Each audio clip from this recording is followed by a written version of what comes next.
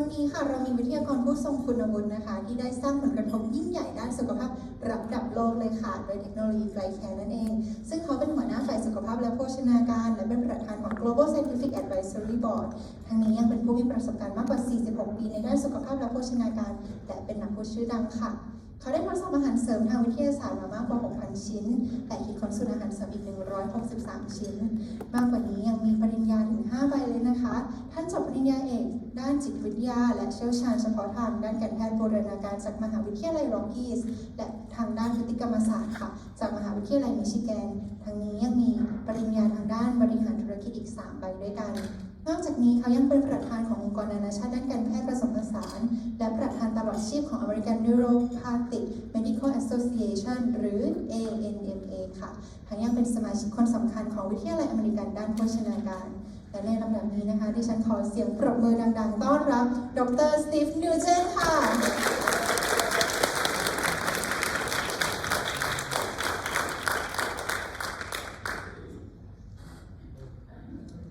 Thank you very much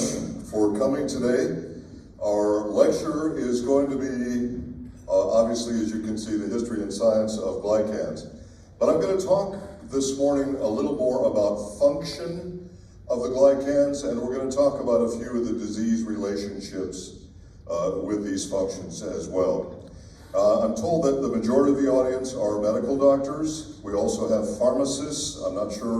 about other practitioners. I'm going to try and keep this in a direction where everyone is going to be able to benefit from the information. So I'm not going to be just straight medical ease on this, okay? So everyone can get something out of this.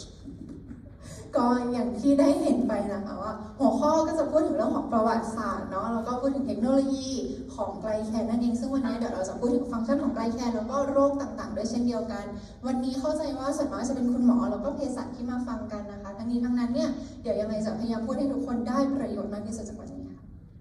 And this is my translator Melon. She is wonderful. She did a wonderful job yesterday. I'm sure she'll do well for us today. Thank you ค่ะก็สำหรับตัวเมลอนเองนะคะเป็นล่ามให้กับทุกคนในวันนี้ฝากตัวด้วยนะคะ She's not a medical translator, so if we have a few places where I have to repeat or we have to talk with each other,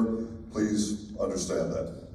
ค่ะก็อยากขอความเข้าใจนิดนึงว่าเมลอนเป็นล่ามเนาะเมลอนไม่ได้จบแพทย์นะคะดังนั้นเนี่ยถ้ามีส่วนไหนที่เมลอนอาจจะถามเขาซ้ำบ้างอะไรแบบนี้ค่ะอันนี้ก็จะเป็นเรื่องปกติ I think she's going to do great. Thank you. Okay, so glycans. Most of your, I suppose I should give some of that. Melon, did you go through this kind of stuff already? Yeah. Okay, so I don't need to say this, right? Okay. Yeah. Okay, all right. All right, so I had a clinical practice when I was first introduced to glycan technology. ก็จริงๆแล้วเนี่ยตอนที่ผมได้มารู้จักกับเทคโนโลยีไกลแคนตอนนั้นผมเป็นหมออยู่ And my practice was what was known as an integrative medicine practice. ซึ่งตอนนั้นเนี่ยก็คือผมเป็นแพทย์ทางด้านการแพทย์ผสมผสาน So we offered full medical. I had medical doctors on my staff. ตอนนั้นก็คือเราก็จะมีทีมแพทย์ของผมอยู่มีอยู่4คนในทีม But our goal was to avoid the use of pharmaceuticals or surgeries wherever we could. และสิ่งที่เราพยายามจะทำก็คือเราพยายามที่จะหลีกเลี่ยงการใช้ยาหรือว่าทางด้านการผ่าตัดใดๆเท่าที่จะเป็นไปได้ So my specialty is integrative medicine. ดังนั้นความเชี่ยวชาญของผมคือทางด้านของการแพทย์ผสมผสาน How can we integrate things which are natural with medical therapies for the benefit of our patients? That's the goal. เป้าหมายของผมก็คือการหาทางที่จะรักษาผู้ป่วยโดยที่เราจะใช้สารจากธรรมชาติเข้ามาประกอบกับการใช้ยา Of course, in many countries they have what's called alternative medicine.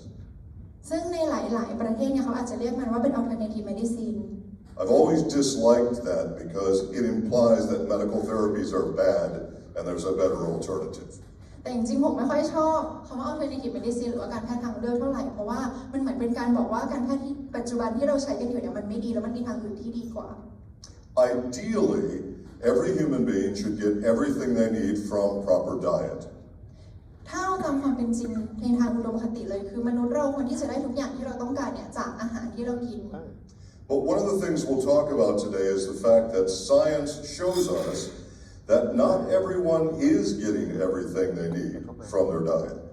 แต่จากทางวิทยาศาสตร์เมื่อเราศึกษาดูแล้วนะเราเห็นว่ามนุษย์เราไม่ได้รับทุกสิ่งทุกอย่างจากอาหารที่เรากิน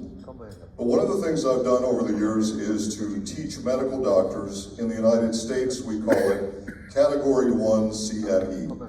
สำหรับตัวผมเองที่อเมริกาเนี่ยผมสอนคอร์สที่มันเรียกว่าเป็น CME หมวดหมู่ที่ So in the U.S., medical doctors have to renew their license once each year. 1ที่อเมริกาแพทย์จะต้องมีการต่อใบประกอบโรคศิลป์ทุกๆ1 ปี I don't know the rules in Thailand. ไม่รู้ว่าประเทศไทยเนี่ยมีกฎยังไงบ้าง So they have to have a certain number of hours of Category 1 training in order to qualify for relicensing. ซึ่งตามข้อกำหนดในการที่จะต่อใบประกอบโรคศิลป์เขาจะต้องเก็บชั่วโมงการเรียนให้ได้ถึงที่กำหนด And I have written and taught a number of those courses for that purpose over 30 years. และผมก็เป็นคนที่ได้สร้างแล้วก็สอนคอร์สแบบนี้มานาน30 กว่าปี And I know that I look very young, but I've been doing this for about 46 years. ผมรู้ว่าผมยังดูหนุ่มมากแต่ว่าจริงๆผมสอนมาประมาณ46 ปีแล้วนะ Okay. I'm currently responsible for supporting scientists, doctors, and our sales associates in 32 countries, soon to be 33 countries. ที่ผ่านมาเนี่ยผมก็สอนทั้งทางฝั่งของคุณหมอแล้วก็เภสัชรวมถึงคนที่ขายอาหารเสริมต่างๆเนี่ยมา32 ประเทศและก็กำลังจะเป็นประเทศที่33แล้ว So 33 will be Thailand. ประเทศที่33ที่ว่าก็คือประเทศไทยนี่แหละ It's a really busy job. เป็นงานที่ผมยุ่งมากเลย And one of the things I love to do are lectures like today. และสิ่งหนึ่งที่ผมชอบมากๆก็คือการได้มาเลคเชอร์แบบวันนี้ Because all of you can do so much to help so many when you have this additional knowledge. เพราะคนอย่างคุณเนี่ยพอคุณมีความรู้เหล่านี้แล้วคุณสามารถออกไปช่วยผู้คนได้อีกมากมายเลยนะ Over the years, I've analyzed more than 6,000 dietary supplement products. และในช่วงที่ผ่านมาเนี่ยผมได้มีการทดสอบสินค้าอาหารเสริมมามากกว่า 6,000 ชิ้น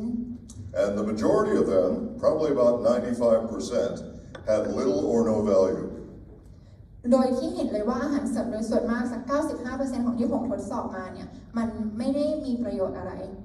But that's what science is for, to find the answers. และนั่นก็คือเหตุผลที่เราต้องมีวิทยาศาสตร์เพื่อที่ว่าเราจะมาหาคำตอบ I've also formulated 163 different formulas for different companies, not just the one I'm currently associated with. และผมเองก็ได้เป็นผู้ที่คิดค้นสูตรอาหารเสริมมาถึง163 สูตรซึ่งทำให้หลายๆบริษัทรวมกัน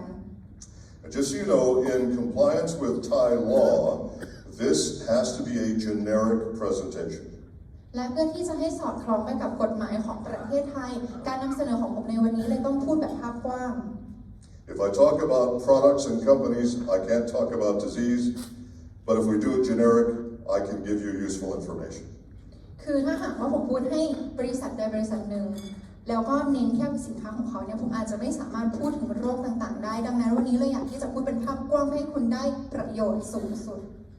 In nature, we now know that there are more than 200 different plant saccharides.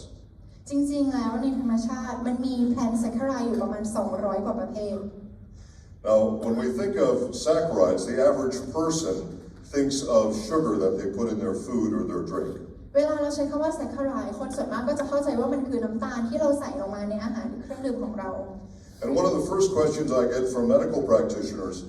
is there an adverse effect from the sugars that you discuss in terms of raising blood sugar or patients who have diabetes, etc.? The answer is no. มีหลายๆครั้งที่คนเขาถามว่าน้ำตาลที่คุณกำลังพูดถึงเนี่ยมันส่งผลต่อการทำให้ระดับน้ำตาลในเลือดสูงหรือเปล่าหรือว่ามันจะส่งผลเสียต่อคนที่เขาเป็นโรคเบาหวานหรือเปล่าซึ่งคำตอบก็คือไม่ We've done a human double-blind placebo-controlled blood test to find out if any of the glycans I recommend will raise your blood sugar. เราได้มีการทำศึกษาวิจัยแบบ double blind placebo ขึ้นมาโดยที่เราได้มาทดสอบ ดูโดยการให้ไกลแคนแต่ละประเภทกับเขาแล้วตรวจสอบว่าระดับน้ำตาลในเลือดเนี่ยสูงขึ้นไหม had a rise in blood sugar in the test. ไม่มีมนุษย์คนไหนเลยที่ระดับน้ำตาลในเลือดเขาสูงขึ้น So right away, that's not a concern. ดังนั้นก็เลยอยากที่จะบอกให้สบายใจว่าไม่ต้องกังวลเรื่องนี้เลย We will talk more about the sugars more specifically as we proceed, but let's do some history. เดี๋ยวเราค่อยเจาะลึกเรื่องน้ำตาลกันต่อนะครับเดี๋ยวเรามาดูในส่วนของประวัติศาสตร์กันก่อน Now, I know the man on the screen right there may not be important to most people in Thailand, Alexander the Great. ผมรู้นะว่าคนที่อยู่บนหน้าจอตรงนี้เนี่ยอาจจะไม่ได้สำคัญกับคนไทยอะไรสักเท่าไหร่ซึ่งก็คืออเล็กซานเดอร์มหาราช He thought he was conquering the world, but he had no idea how big the world was. ในตอนนั้นเนี่ยอเล็กซานเดอร์มหาราชเขารู้สึกว่าเขาอยากจะพิชิตโลกแต่เขายังไม่รู้เลยว่าโลกมันกว้างใหญ่ไพศาลขนาดไหน The reason I use him is because he recognized the value of aloe. เหตุผลที่ผมพูดถึงเขาเพราะว่าเขาเนี่ยได้รู้ถึงคุณค่าของว่านหางจระเข้ He had supply trains with his army that included many wagons full of aloe plants. ในตอนนั้นเนี่ยเขาได้พากองทัพเดินทางไปพร้อมกันกับรถเข็นที่เต็มไปด้วยว่านหางจระเข้ And his physicians knew that if somebody was wounded, they had been stabbed or shot with an arrow or something, that breaking the leaf of a fresh aloe plant and putting a gel on the wound would cause them to heal faster. ซึ่งในตอนนั้นเนี่ยคุณหมอที่เดินทางไปด้วยกันกับเขาก็จะรู้ว่าถ้าหากว่าใครโดนแทงหรือว่าโดนลูกธนูเขาก็จะหักใบของว่านหางจระเข้แล้วก็เอามาถูแผล So we have this in writing that goes back thousands of years. ดังนั้นเราจึงมีการที่เขาได้เริ่มใช้สิ่งนี้มาเป็นพันๆปีละ There are also writings from ancient practitioners on every continent in the world about aloe that goes back thousands of years. เอาตามความเป็นจริงถ้าหากว่าเราลองศึกษาการแพทย์ของหลายทวีปเลยนะย้อนกลับไปเป็นพันๆปีจะเห็นเลยว่าพวกเขาก็เริ่มใช้ว่านหางจระเข้กันมานานแล้ว It wasn't until 1983 that science understood what it was in aloe that actually does the healing. ซึ่งก่อนปี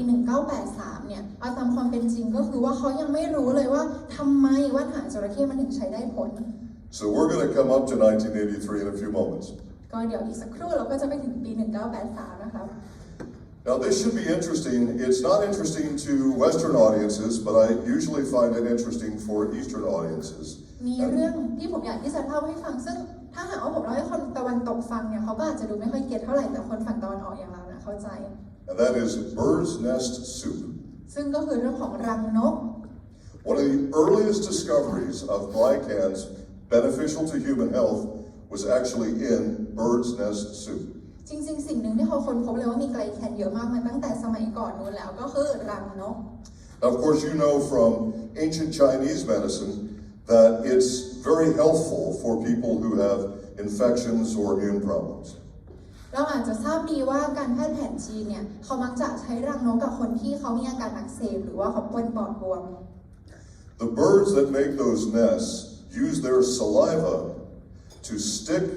all of the bits of the nest together, to glue it together. จริงๆรังนกเนี่ยก็มาจากนกที่มันใช้น้ำลายของมันในการมาค่อยๆประกอบรังนกของมัน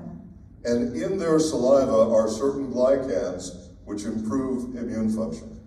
ซึ่งในน้ำลายนั้นน่ะมันจะมีไกลแคนอยู่ที่ช่วยทำให้ระบบภูมิคุ้มกันของเรามันดีขึ้น This has only been recently verified. ซึ่งเพิ่งได้ผ่านการรับรองเมื่อเร็วๆนี้เอง And here's where I love integrative medicine because we are open to the idea that something like bird's nest soup could be therapeutic. และผมชอบการแพทย์ผสมผสานก็เพราะว่าเราเปิดรับไอเดียใหม่ๆยกตัวอย่างเช่นการที่บอกว่ารังนกมันก็สามารถมาช่วยในการรักษาได้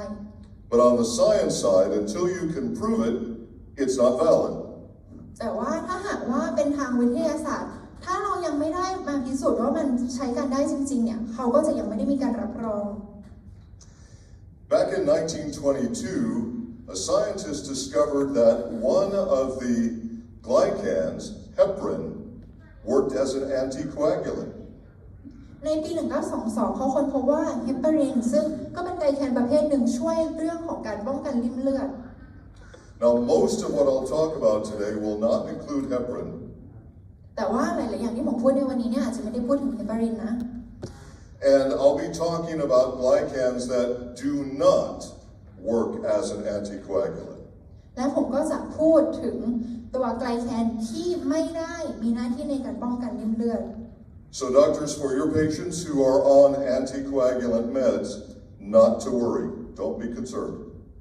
ดังนั้นสำหรับแพทย์ที่มีผู้ป่วยที่เขาอาจจะไม่ได้กินยาป้องกันริ่มเลือดอะไรเหล่านี้ก็คือไม่ต้องกังวล Now, when we move forward to 1953, the world is very concerned about the threat of atomic war. ในช่วงปี 1953 โลกของเราค่อนข้างที่จะกังวลเรื่องสงครามนิวเคลียร์ And the bombs that were dropped on Japan is fresh in the minds of people all over the world. และในตอนนั้นที่มันมีระเบิดลงที่ญี่ปุ่นเนี่ยก็ยังเป็นความทรงจำที่ชัดเจนในความคิดของหลายๆคน So, two scientists, Lashwa and Hale, decided to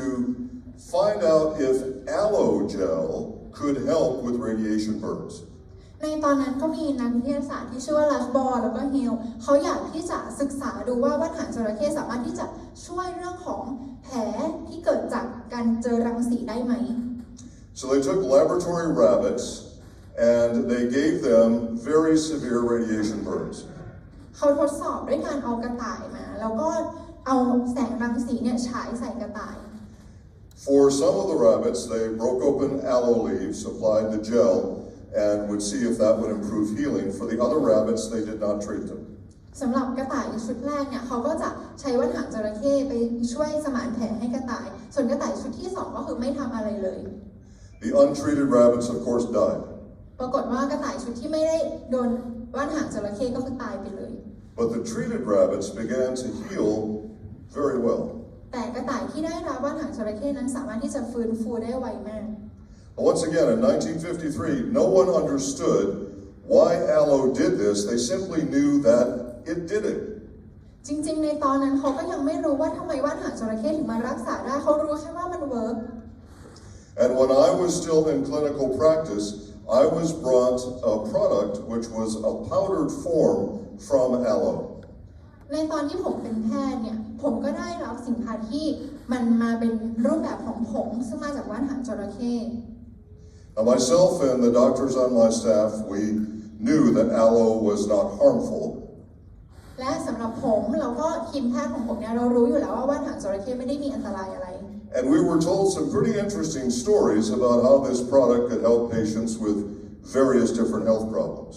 และก็มีคนบอกว่าสินค้าตัวนี้เนี่ยนะสามารถที่จะช่วยฟื้นฟูอาการของผู้ป่วยได้หลากหลายรูปแบบเลย So I decided to obtain some of this material in bulk and began to give it to various patients of mine that had various different problems. ผมก็เลยลองซื้อมันมาล็อตใหญ่ๆแล้วก็ลองให้กับผู้ป่วยที่มีอาการมีโรคที่แตกต่างกันออกไป And myself and my staff began to see improvements that we did not expect. และผมรวมถึงทีมแพทย์ของผมก็ได้เห็นผลลัพธ์ที่เราไม่ได้คาดคิดว่าจะเกิด In fact, we saw so many improvements in so many areas that were unrelated to each other that I needed to call this company that manufactured it and find out what the heck this stuff was. ในตอนนั้นเนี่ยผมเห็นผลลัพธ์ดีๆที่มันเกิดขึ้นกับผู้ป่วยในอาการต่างๆที่ดูไม่ได้เกี่ยวข้องกันเลยจนผมสงสัยมากว่ามันเกิดอะไรขึ้นผมก็เลยโทรไปหาบริษัทที่เขาผลิตสินค้าตัวนี้ Now, this was the year 1995. ซึ่งตอนนั้นเนี่ยเป็นช่วงปี 1995 And when I called the senior medical scientist at this company, I said, "How does this work? Please explain the mechanism of action." ในตอนนั้นเนี่ยผมก็โทรไปหาคนที่เป็นนักวิทยาศาสตร์อาวุโสของที่นั่นแล้วบอกว่าให้เขาช่วยอธิบายให้ฟังหน่อยได้ไหมว่ามันเกิดอะไรขึ้น And his very honest response was, "I don't know." และสิ่งที่เขาตอบกลับมาตรงๆเลยก็คือผมก็ไม่รู้ We know it's safe, we know it works, but we don't know how. เรารู้แค่ว่ามันปลอดภัยมันใช้การได้แต่ไม่รู้ว่ามันทำงานยังไง They knew that it was the functional component from aloe vera gel. เขาบอกว่าเขารู้แค่ว่ามันมีองค์ประกอบที่ใช้ได้ผลที่มาจากว่านหางจระเข้ที่ถูกค้นพบตอนช่วงปี 1983 By 1995, they had done studies on cancer and AIDS and a number of different diseases, but still didn't understand how it worked. พอถึงปี1995ที่เขาศึกษามาตลอดเนี่ยเขาก็เห็นว่ามันใช้ได้ผลกับผู้ป่วยที่เป็นทั้งโรคเอดส์ทั้งมะเร็งแต่เขาไม่รู้ว่าจริงๆมันทำงานยังไง They knew it had some extraordinary immune properties but could not explain the mechanism. คือเขารู้ว่ามันมีผลต่อภูมิคุ้มกันร่างกายของคนแต่ไม่รู้ว่าจริงๆแล้วเบื้องหลังเนี่ยมันทำงานยังไง Some of you may be aware that the Nobel Prize in Chemistry was awarded for glycan technology last year. บางท่านอาจจะรู้ว่าในปีที่แล้วเพิ่งมีการมอบรางวัลโนเบลให้กับเทคโนโลยีไกลแคน And the senior scientist, Dr. Carolyn Bartosi, says herself she's not exactly sure how it works. และนักวิทยาศาสตร์คนที่ได้รับรางวัลที่ชื่อว่าแคโรลีน บัตโทซี่ก็ยังบอกเลยว่าตัวเธอเองก็ไม่มั่นใจว่าสรุปมันทำงานยังไง And if a Nobel Prize winner doesn't know exactly how it works, I'm not going to be able to explain it to you. และถ้าหากว่าผู้ชนะรางวัลโนเบลยังไม่รู้จะอธิบายยังไงผมก็คงไม่รู้จะอธิบายให้คุณฟังยังไงเหมือนกัน We'll come back to the Nobel Prize later in the lecture. เดี๋ยวผมจะพูดถึงเรื่องนี้ครั้งหนึ่งนะ All right, in 1970, the glycocalyx was discovered. และในช่วงปี 1970 เนี่ยไกลโคคีลิกส์ก็ถูกค้นพบ Now, the medical practitioners in the room already understand that. You know what I mean. Pharmacists, you may not know. I'm not sure how pharmacists are trained in Thailand. ผมเชื่อว่าคุณหมอทุกคนในห้องนี้น่าจะรู้จักไกลโคคีลิกส์กันอยู่แล้วไม่รู้ว่าเภสัชในห้องนี้จะเข้าใจด้วยหรือเปล่านะ So inside of your capillaries, in the inner wall of the capillaries, are hair-like substances. That's what they look like underneath the microscope. That are mostly made of glucosamine, a glycan. โดยปกติแล้วในเส้นเลือดฝอยของเราเนี่ยผนังด้านในของมันจะมีสิ่งที่คล้ายๆกับเป็นขนซึ่งมันมาจากกลูโคซามีน This has important implications for heart disease. ซึ่งอันนี้เนี่ยมันก็จะไปส่งผลต่อโรคหัวใจ We don't understand how these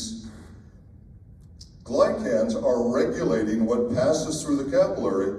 but we can verify that they do regulate what passes through the capillary. คือเราอาจจะไม่ได้ทำความเข้าใจได้อย่างถ่องแท้ว่าไกลแคนมันมาช่วยในการคัดกรองได้อย่างไรว่าอะไรจะผ่านเส้นเลือดฝอยได้บ้างแต่ที่เรารู้ก็คือไกลแคนมันช่วยทำหน้าที่ในการคัดกรองสิ่งที่จะผ่านเส้นเลือดฝอยจริงๆ There's ongoing research in this area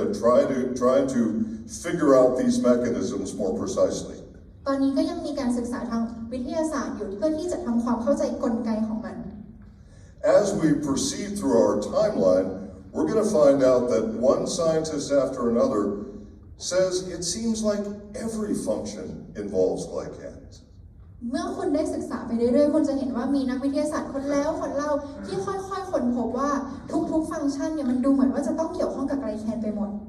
Now, in 1971, they developed a veterinary application for the functional component from the aloe vera plant. และในช่วงปี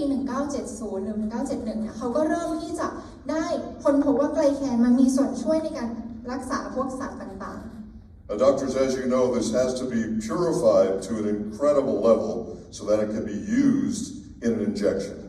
ซึ่งคุณต้องทำความเข้าใจนะว่าในการที่จะสกัดสารเหล่านี้ออกมาเนี่ยเราจะต้องสกัดมันให้บริสุทธิ์มากพอสมควรพอที่จะฉีดเข้าไปได้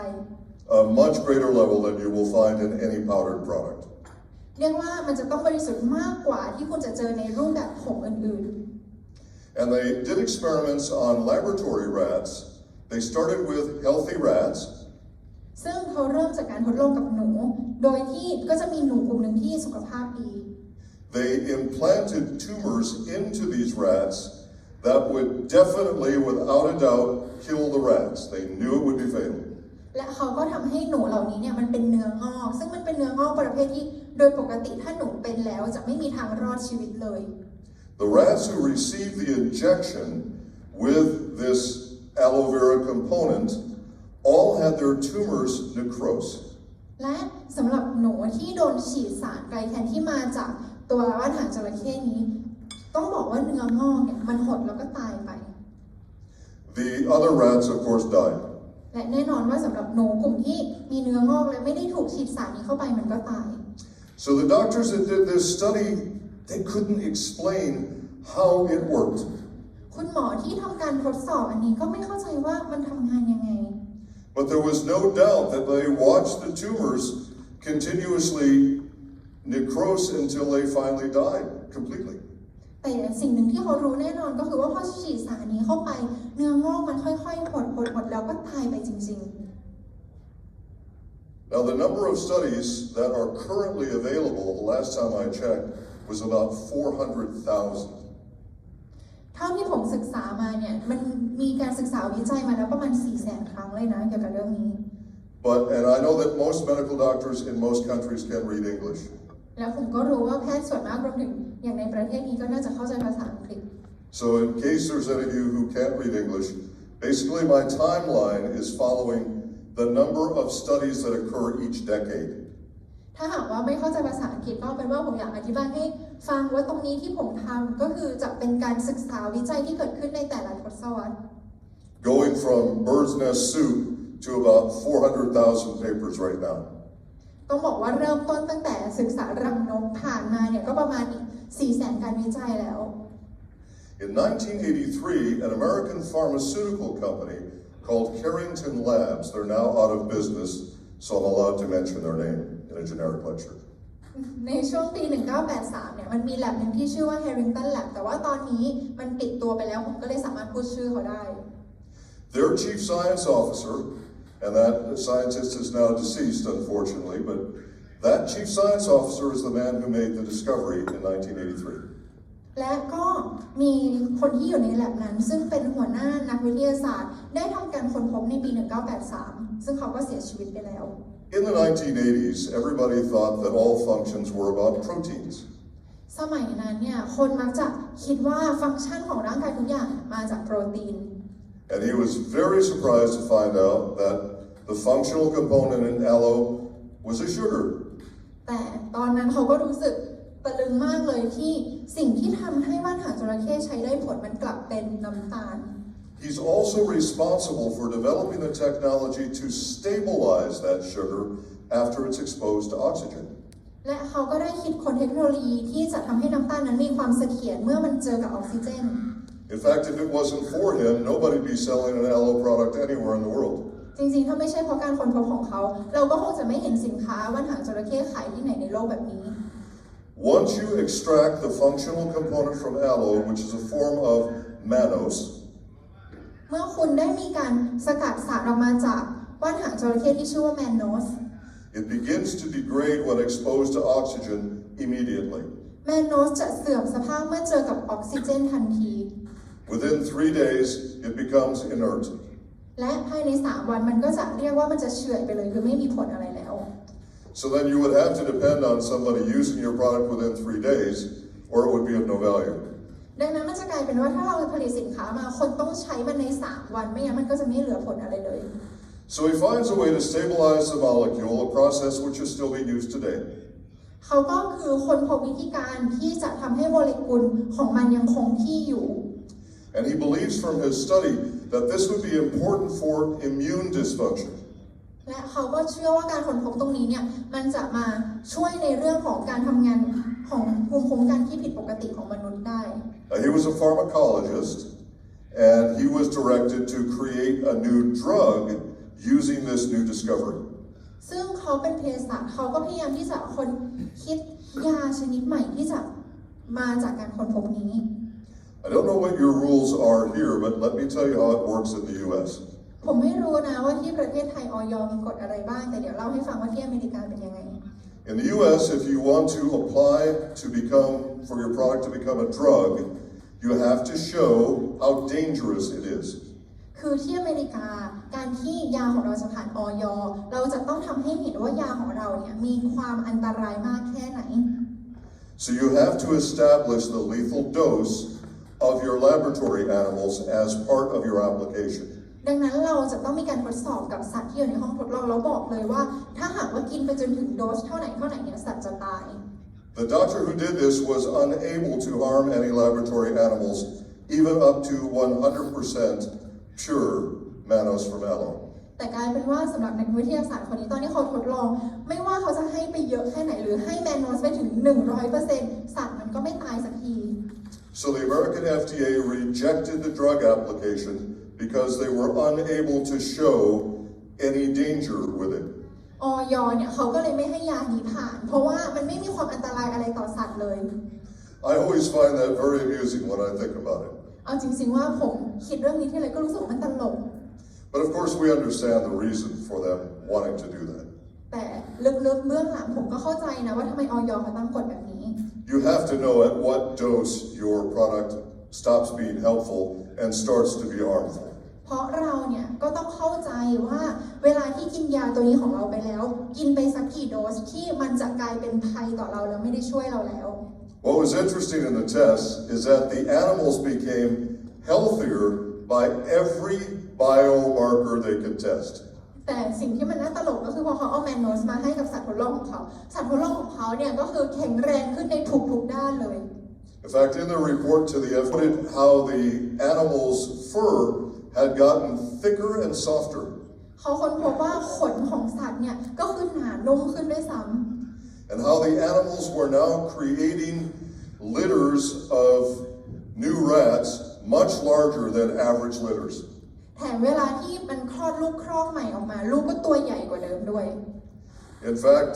I knew that scientist very well. I worked with him for many years. จริงๆเนี่ยผมสนิทกับนักวิทยาศาสตร์คนนี้เลยแหละเพราะว่าทำงานด้วยกันมาหลายปี And he was a West Texan. They have a particular way of speaking. และเขาเป็นคนเท็กซัสทางฝั่งตะวันตกซึ่งก็จะมีสำเนียงการพูดที่ค่อนข้างเป็นเอกลักษณ์ I don't know if this will translate, but we'll give it a shot. เดี๋ยวผมจะลองพูดอะไรสักอย่างหนึ่งไม่มั่นใจว่ามันจะแปลออกมาได้ไหม So he told me, those darn rats just got friskier. Friskier. They wanted to have more sex. ก็คือเขาบอกว่าหนูพวกนี้มันหื่นกว่าเดิม So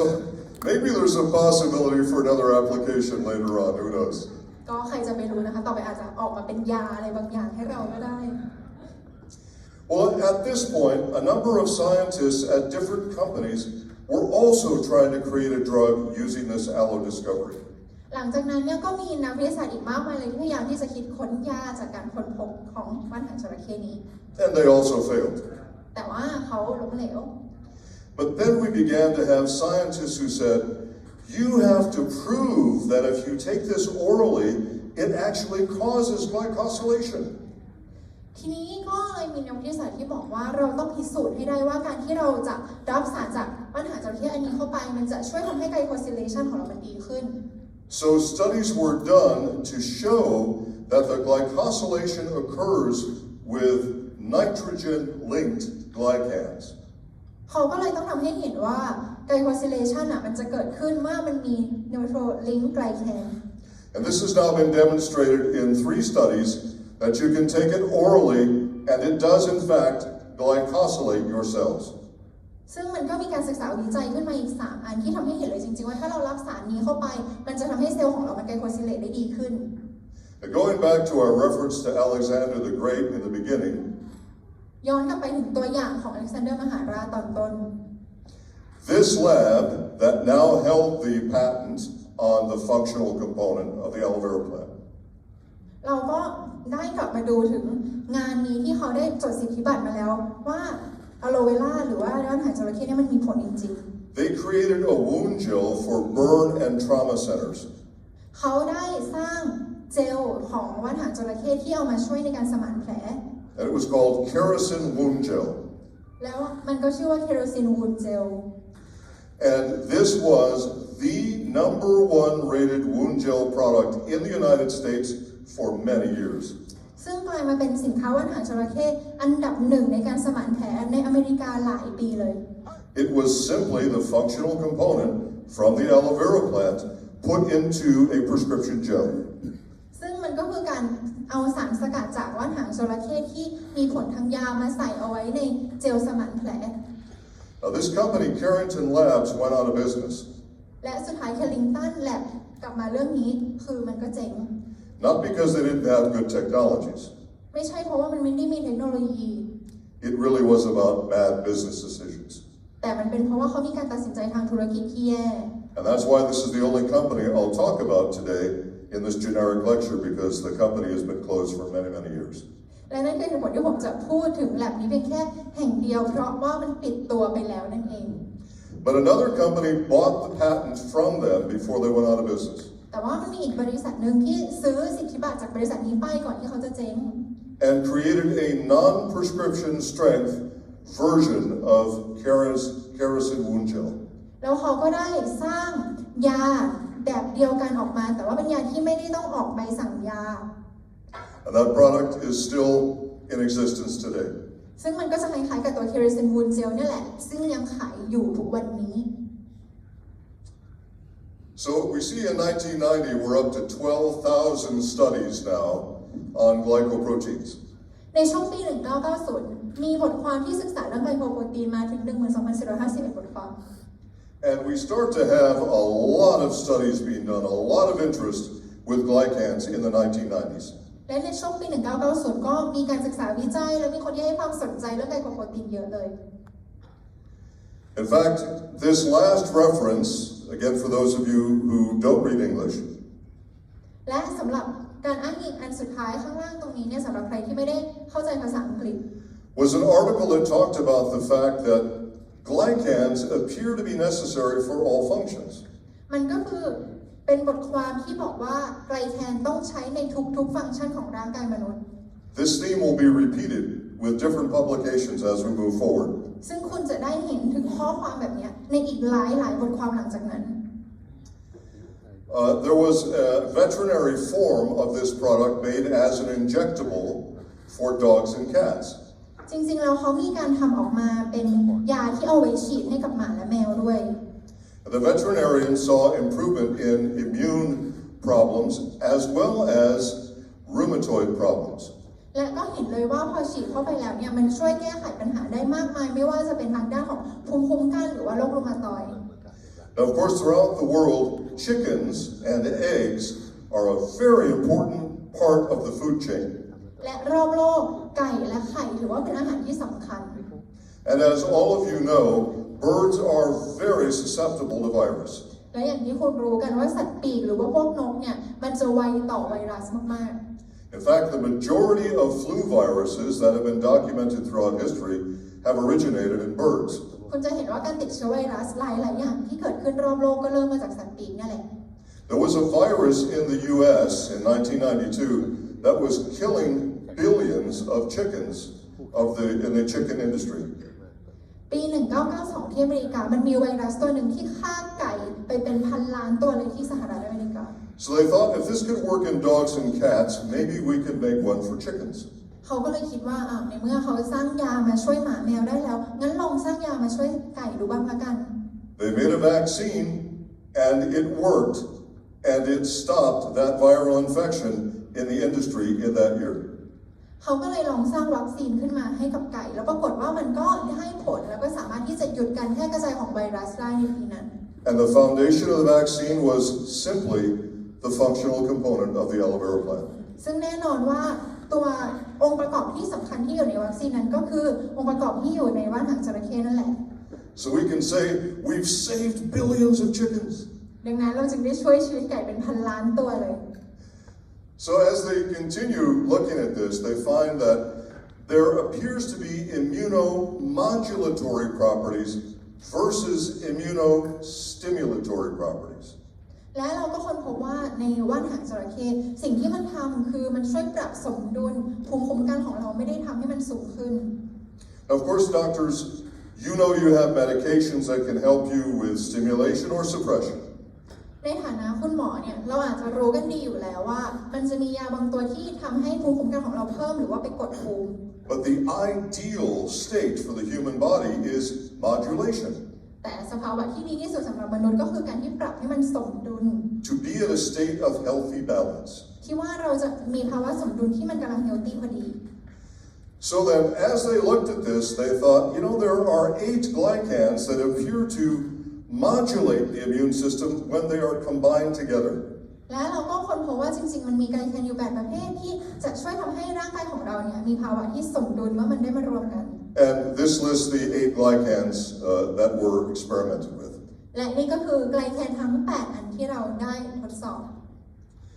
Now, in 1996, there was a publication called Harper's Biochemistry. In fact, that was the 27th edition of that particular book. จริงๆในปี 1996 มันมีการศึกษาที่ชื่อว่า Harper's Biochemistry และอันนี้ถือเป็นเล่มที่ 7 แล้ว And that book was edited by a dear friend and colleague of mine named Dr. Robert Murray. และสำหรับหนังสือเล่มนี้เนี่ยมันก็ได้มีการทบทวนแล้วก็แก้ไขโดยเพื่อนสนิทของผมที่ชื่อว่าดร. โรเบิร์ต แมรี่ Brilliant scientist, wonderful human being. เป็นมนุษย์ที่ยอดเยี่ยมแล้วก็เป็นนักวิทยาศาสตร์ที่เก่งมาก And a really great teacher. และเป็นคุณครูที่โคตรดี So he edits the 27th edition of this book, and in one of the chapters, he identifies the 8 glycans for cellular communication. คือในเมื่อเขาเป็นคนที่แก้ไขหนังสือเล่มนี้เนี่ยมันมีบทหนึ่งที่เขาได้เขียนเอาไว้เลยถึงไกลแคนที่ใช้ในการสื่อสารของเซลล์ Indicates that cells talk to each other only if they have all 8 of these on each cell. คือเขาเขียนเอาไว้เลยว่าการที่เซลล์มันจะพูดคุยสื่อสารกันมันจะต้องมีไกลแคนทั้งหมด8 อันในแต่ละเซลล์ So if you have less than 8, you have cellular dysfunction. ดังนั้นถ้าหากว่าเซลล์ของเรามันมีไม่ครบ8มันก็จะทำให้การทำงานบกพร่อง Ideally, all human beings should be getting these glycans from diet. ถ้าหากว่าเป็นไปได้แน่นอนว่าเราก็คงอยากที่จะให้มนุษย์เนี่ยได้รับไกลแคนทั้งหมดนี้จากอาหาร A study in 2001 found in a sampling of human beings random, they found that only 2 of the 8 were available to all of the test subjects that they did the blood tests on. คือเขามีการศึกษาโดยแบบสุ่มเนี่ยเอามนุษย์มาแล้วเขาก็ลองศึกษาดูว่าสำหรับไกลแคนทั้ง8มนุษย์สามารถที่จะได้รับจากอาหารไหมแล้วคนพบว่าจริงๆแล้วมันมีเพียงแค่2แบบเท่านั้นที่เราจะได้จากอาหารโดยทั่วไป So again, ideally, they should all come from food, but not everyone was getting them from food. ดังนั้นคุณจะเห็นว่าในอุดมคติของเราอยากที่จะให้คนเนี่ยได้รับไกลแคนทั้ง8ประเภทจากอาหารแต่เมื่อเราลองมาดูแล้วมันมีเพียงแค่ไกลแคนบางประเภทหรือแค่2ประเภทเท่านั้นแหละที่เราจะได้รับจากอาหารจริงๆ Obviously then, if you know your patient needs particular substances and they're not getting it from diet, you need to supply it some other way. ดังนั้นถ้าหากว่าอย่างคุณเป็นแพทย์คุณเจอผู้ป่วยแล้วคุณเห็นว่ามันมีอาการบางอย่างมันอาจจะเป็นเพราะว่าเขาไม่ได้รับไกลแคนบางชนิดซึ่งถ้าเขาไม่ได้มาจากอาหารเราก็ต้องหาทางให้เขาในรูปแบบอื่น Now at the same time, the doctor who had discovered the functional component was also working on a formula which was a combination of all of these glycans in a single powder. และคนเดียวกันเนี่ยที่เขาศึกษาเรื่องของฟังก์ชันของไกลแคนเขาก็พยายามที่จะคิดค้นหาวิธีที่จะเอาไกลแคนมารวมกันให้ได้แล้วออกมาในรูปแบบผง And I began working with him in that same year. ในปีเดียวกันนั้นผมก็เริ่มทำงานกับเขา So he didn't know Dr. Murray. They had never met. ในตอนนั้นเนี่ยเขาไม่ได้รู้จักกับดร. เมอรี่นะคะยังไม่เคยเจอกัน But they were both going in the same direction at the same time. แต่ว่าเขาทำงานในเรื่องเดียวกันเลยตอนนั้น So the very first product that was plant-based and supplied the glycans for cellular communication was created in 1996. และในปี 1996 ตอนนั้นก็เป็นครั้งแรกที่เราสร้างสินค้าที่มีไกลแคนจากพืชที่ทำให้เซลล์ของเราสามารถที่จะสื่อสารกันได้ And later that year, the first of many patents would be issued. และในช่วงปีนั้นเนี่ยก็มีสิทธิบัตรต่างๆออกมามากมาย In 1998, there's a publication in the U.S. called Acta Anatomica. และในปี 1998 ก็มีบทความที่ชื่อว่า Acta Anatomica. Now, I've been doing this for a long time, and I have multiple degrees, and I have to tell you, Acta Anatomica is a tough read. ผมก็ขอบอกตามตรงผมเรียนมาเยอะมากๆเลยนะแต่สำหรับตัวเอกสาร Acta Anatomica เนี่ยเป็นอะไรที่เข้าใจยากมาก If you can read that entire issue on glycans and understand all of it, you're a lot smarter than me. บอกเลยว่าถ้าหากว่าคุณอ่านมันแล้วเข้าใจมันได้ทั้งหมดคุณฉลาดกว่าผมเยอะเลย And I've been working with these things for a long time. และผมทำงานคลุกอยู่กับเรื่องนี้นานมากแล้วนะ These scientists in ACTA were so impressed with glycans. ซึ่งในตอนนั้นนักวิทยาศาสตร์ก็คือประทับใจมากกับเรื่องไกลแคน And they said, it appears that there is no function in the human body that does not involve glycans. แล้วเขาก็ค้นพบว่ามันไม่มีฟังก์ชันไหนในร่างกายมนุษย์ที่ไม่ต้องใช้ไกลแคน Now, if you need 8 and you're getting 2, this is an obvious problem. ซึ่งคุณคิดดูนะร่างกายเราต้องใช้8 อัน แต่ว่าถ้าหากว่าเราได้มาอยู่แค่2อันมันเป็นปัญหาแน่นอน And understand when they did that study in 2001, some people were getting 3 and some were getting 4 and so on, but everyone got 2 with certainty. คือตอนที่เขาศึกษาในปี 2001 เนี่ยแน่นอนบางคนก็อาจจะได้รับสัก3ไกลแคนบางคนได้4ไกลแคนแต่ที่เป็นพื้นฐานเลยก็คือทุกคนอาจจะมีอยู่ประมาณ2ไกลแคนแน่ๆ Medical schools are pretty much standardized around the world. ถ้าตามความเป็นจริงพวกโรงเรียนแพทย์ก็สอนคล้ายๆกันหมดรอบโลก There are some minor differences from country to country in how it's being taught. อาจจะมีแตกต่างกันบ้างแล้วแต่ประเทศ But probably most of you were taught the glucose-only theory. แต่คนส่วนมากเนี่ยก็จะถูกสอนมาเหมือนกันคือเรื่องของทฤษฎี glucose only Which essentially says, from glucose in your blood, your body will enzymatically convert the other 7 for you. ซึ่งก็คือการที่เขาสอนกันมาว่าร่างกายเรารับไปแค่กลูโคสก็พอแล้วเดี๋ยวร่างกายมันจะไปแปลงกลูโคสเนี่ยออกมาเป็นไกลแคนอีก7ประเภทเอง And it is expected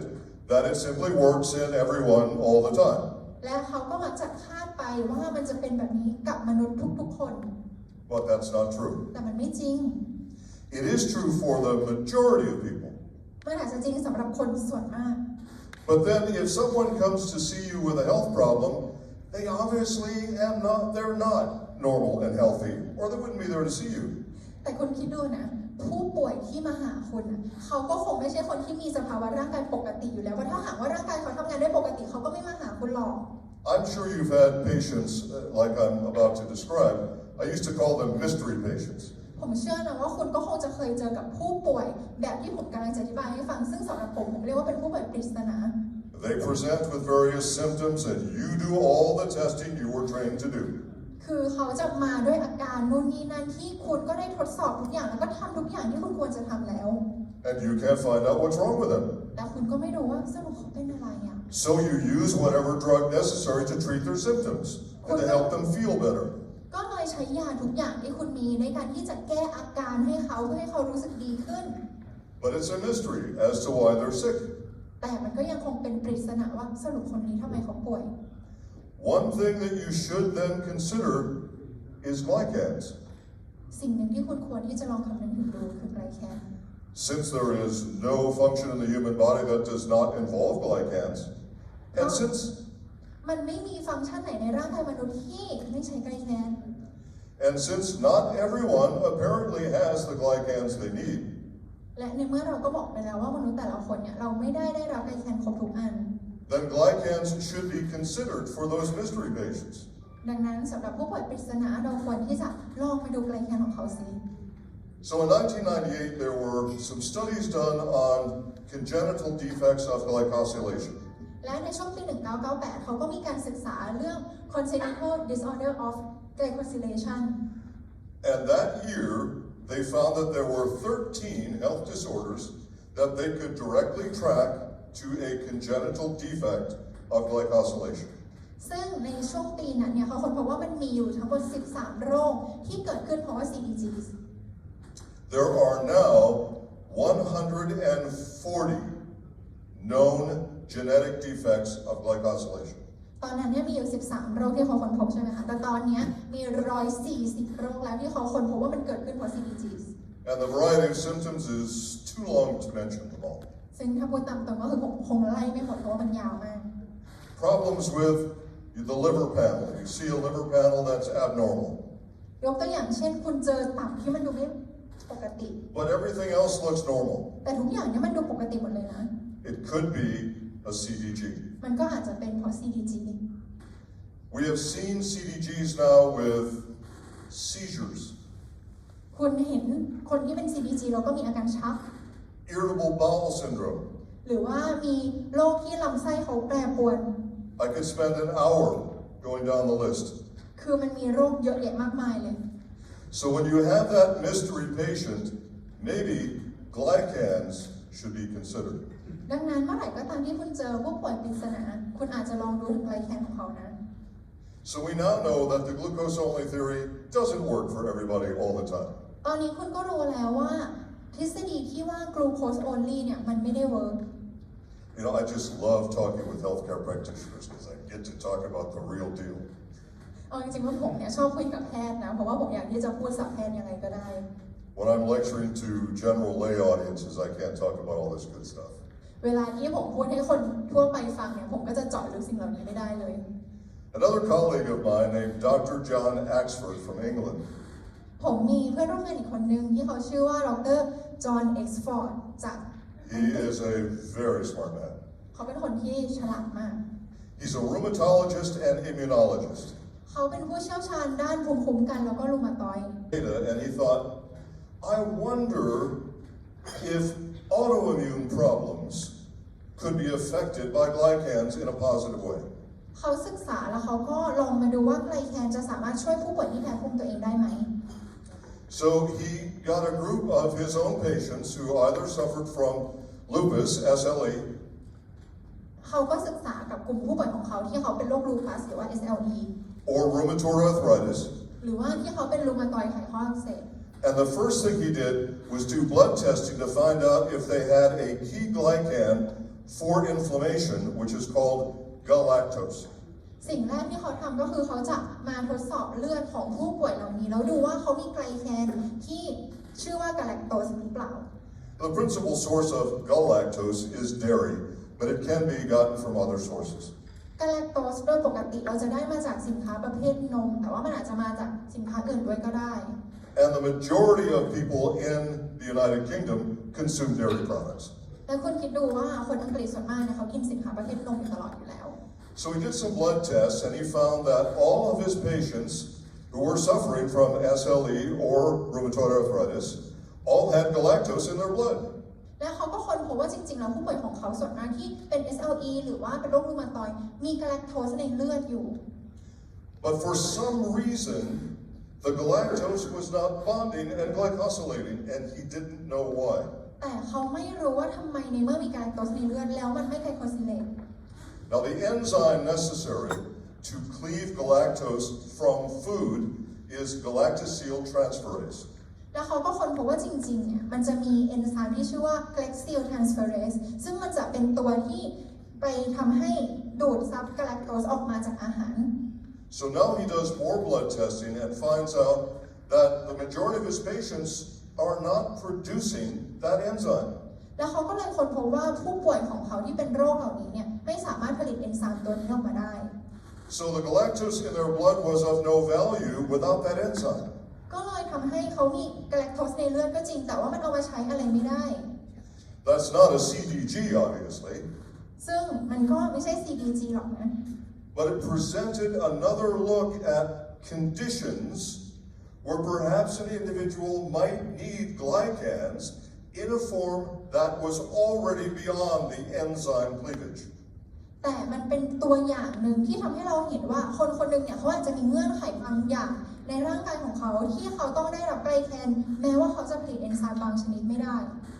So he was in contact with a company that had the patent on the first powdered complex of these glycans, which of course did not require enzymes because it was already cleaved in a bioavailable form.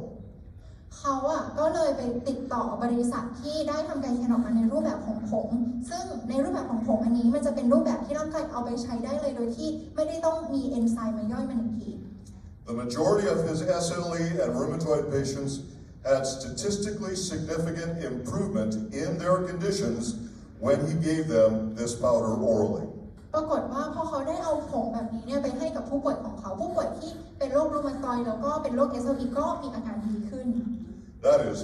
super important information. ซึ่งเป็นข้อมูลที่สำคัญมาก And Dr. Axford, by the way, has done other studies with glycans, but that one I think is the most important one that he did. ๆจริงๆดร. แอ็กซ์ฟอร์ดเนี่ยเขาได้ทำการศึกษาวิจัยอีกมากมายเลยเกี่ยวกับไกลแคนแต่ผมคิดว่าที่ผมแบ่งปันไปเป็นอันที่สำคัญที่สุด So by 1998, there were scientists that were saying, you know, maybe this whole glycan thing needs to be made into a separate science. และในปี 1998 นะครับก็มีนักวิทยาศาสตร์ที่บอกว่าเราควรที่จะศึกษาไกลแคนออกมาเป็นอีกศาสตร์หนึ่ง And that's what it's been pretty much ever since. และมันก็เป็นแบบนั้นมาโดยตลอด In 2001, some scientists in Japan decided to begin to study the human glycome. และในช่วงปี 2001 ก็มีนักวิทยาศาสตร์ที่ญี่ปุ่นที่เขาอยากจะมาศึกษาเรื่อง human glycome So study all the glycans in the human body and all of their functions. That study is still ongoing today. ซึ่งก็คือการศึกษาถึงไกลแคนทั้งหมดที่อยู่ในร่างกายของมนุษย์แล้วก็ดูว่ามันมีฟังก์ชันอะไรบ้างการศึกษานี้ยังคงดำเนินจนถึงทุกวันนี้ Maybe those scientists will be able to explain more of the mechanism of action for the rest of us. ซึ่งเอาจริงๆว่านักวิทยาศาสตร์เหล่านั้นเนี่ยอาจจะสามารถอธิบายถึงฟังก์ชันของมันได้มากกว่าพวกเราอีก Well, by 2001, very large grants were being gifted out to scientists. In fact, in 2001, 2 different blocks of $34 million grants were given out. เอาจริงๆว่าในปี 2001 เนี่ยมันก็มีการที่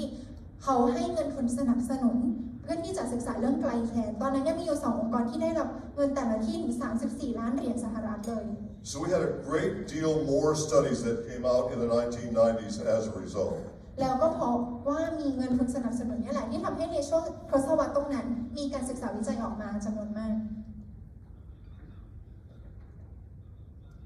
Another good friend of mine, Dr.Steve Boyd, you see listed on the first line here. แล้วก็มีเพื่อนสนิทผมอีกคนหนึ่งที่ชื่อว่าดร. Stephen Boyd. Dr. Boyd and I worked together for, gosh, it must have been 18 years, I guess.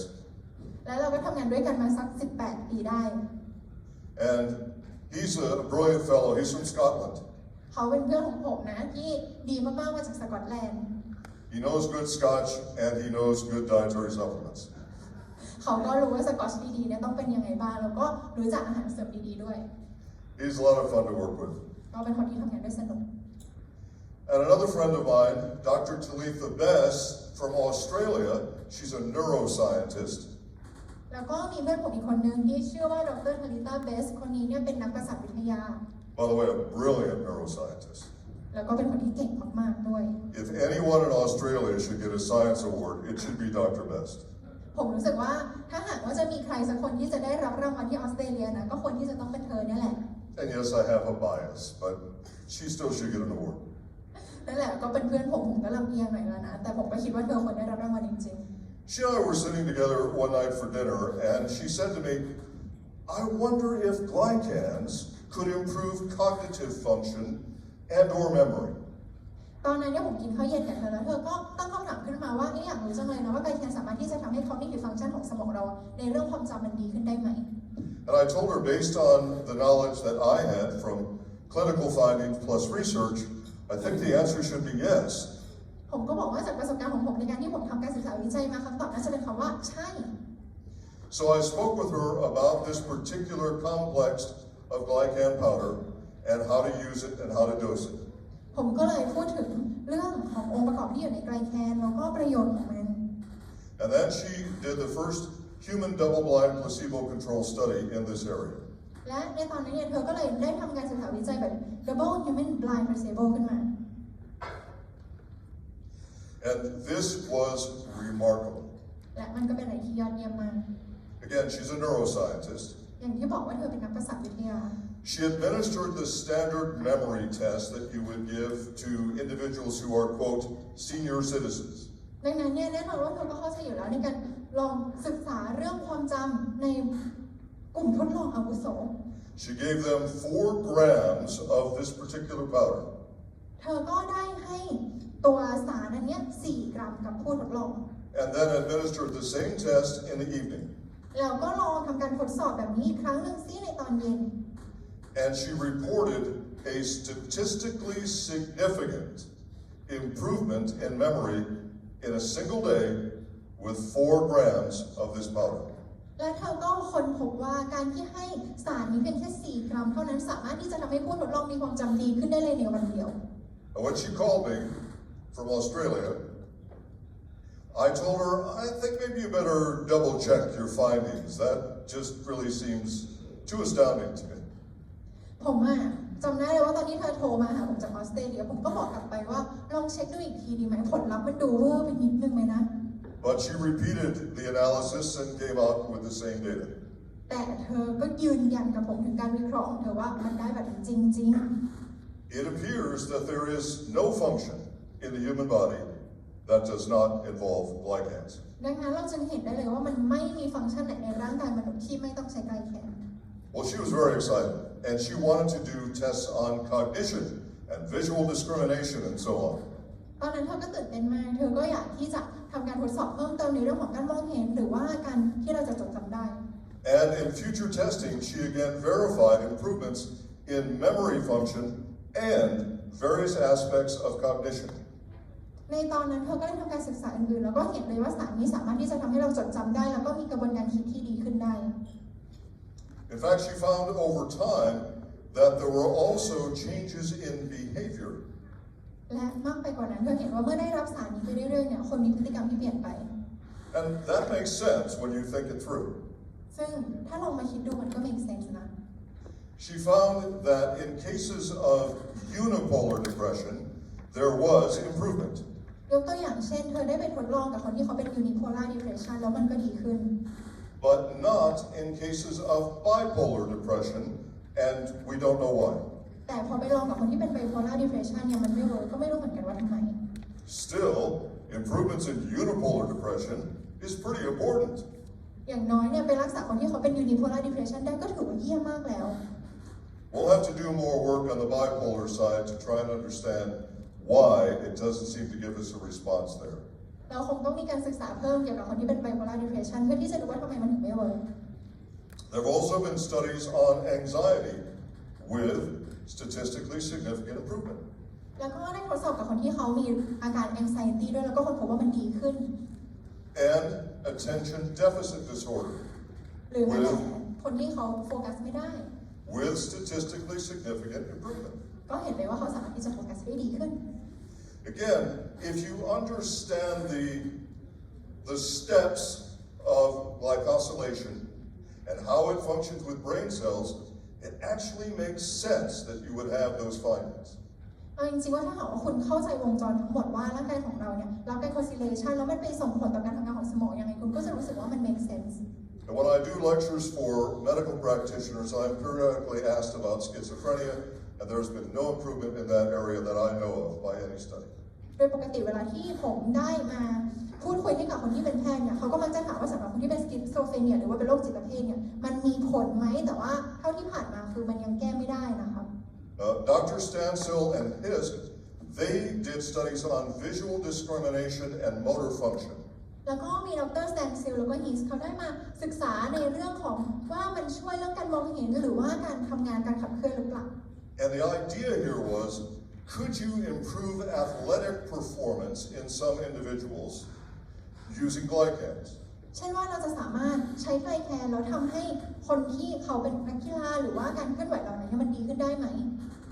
We had a discussion on this after it was done in 2009. และก็มีการศึกษานะอย่างที่ได้บอกไปว่าตรงนี้มีการทดสอบในปี 2009 And one of my colleagues who loves to play golf, มีเพื่อนของผมคนหนึ่งที่เขาชอบเล่นกอล์ฟ he said, do you think glycans could improve my golf game? เขาบอกว่าคุณคิดว่าไกลแคนจะทำให้ผมเล่นกอล์ฟได้ดีขึ้นไหมล่ะ I said, well, based on what we know about visual discrimination, motor function, and cognition, theoretically, probably yes. ผมก็บอกว่าก็เท่าที่ผมรู้เนี่ยนะว่าไกลแคนมันช่วยได้ทั้งเรื่องของการมองเห็นการขับเคลื่อนหรือว่าการที่เราจะคิดผมคิดว่าตามทฤษฎีมันก็ควรจะได้นะ But in your case, probably no. แต่ว่าในกรณีของเธอไม่น่าได้หรอก Sometimes you need a little humor when you're talking about these things. บางทีผมก็ชอบแกล้งเพื่อนเล่นนะคะ All right, so Dr. Best comes back and she does more tests on cognition in various different cognitive tests and gets positive results across the board. และในช่วงปี 2010 ดร. เบสเขาก็ได้ทำการศึกษาวิจัยเพิ่มเกี่ยวกับการทำงานของสมองแล้วก็เห็นว่ามันสามารถที่จะช่วยได้จริงๆในหลายๆด้านเลย So we know that the glycans have positive potential in various areas of cognition and memory. ดังนั้นเราจะสามารถพูดได้เลยว่าไกลแคนนั้นสามารถที่จะช่วยเราในเรื่องการทำงานของสมองความจำแล้วก็การคิดต่างๆได้ The company that has the exclusive on this product in the United States cannot do disease studies. They're not permitted to. แต่ว่าบริษัทที่เขาได้รับสิทธิบัตรในการที่จะทำเรื่องนี้เนี่ยเขาไม่สามารถจะศึกษาเรื่องของโรคต่างๆได้เพราะว่าเขาโดนห้าม So you might want to ask me about dementia or Alzheimer's, and all I can do is give you anecdotal reports. I cannot give you any scientific study on that. ดังนั้นถ้าหากว่าคุณมาถามผมว่ามันช่วยได้ไหมกับคนที่เขาเป็นดิเมนเชียหรือว่าอัลไซเมอร์ผมคงให้คุณได้แค่รายงานแต่ผมคงไม่สามารถที่จะให้ผลการวิจัยกับคุณได้ based on what we know, I'm hoping positive signs in various forms of dementia. แต่ถ้าถามผมเท่าที่ผมรู้นะผมเชื่อว่ามันก็จะช่วยหลายๆอาการของคนที่เขาเป็นดิเมนเชียได้ But again, in science, you can validate it or you can't. That's the way you have to report it. แต่ก็อย่างที่บอกตามหลักของวิทยาศาสตร์เนี่ยคุณอาจจะสามารถรับรองได้หรือรับรองไม่ได้ประเด็นก็คือคุณก็ต้องรายงานไปตามนั้น The immunomodulatory effect, which is the last bullet point here on this slide.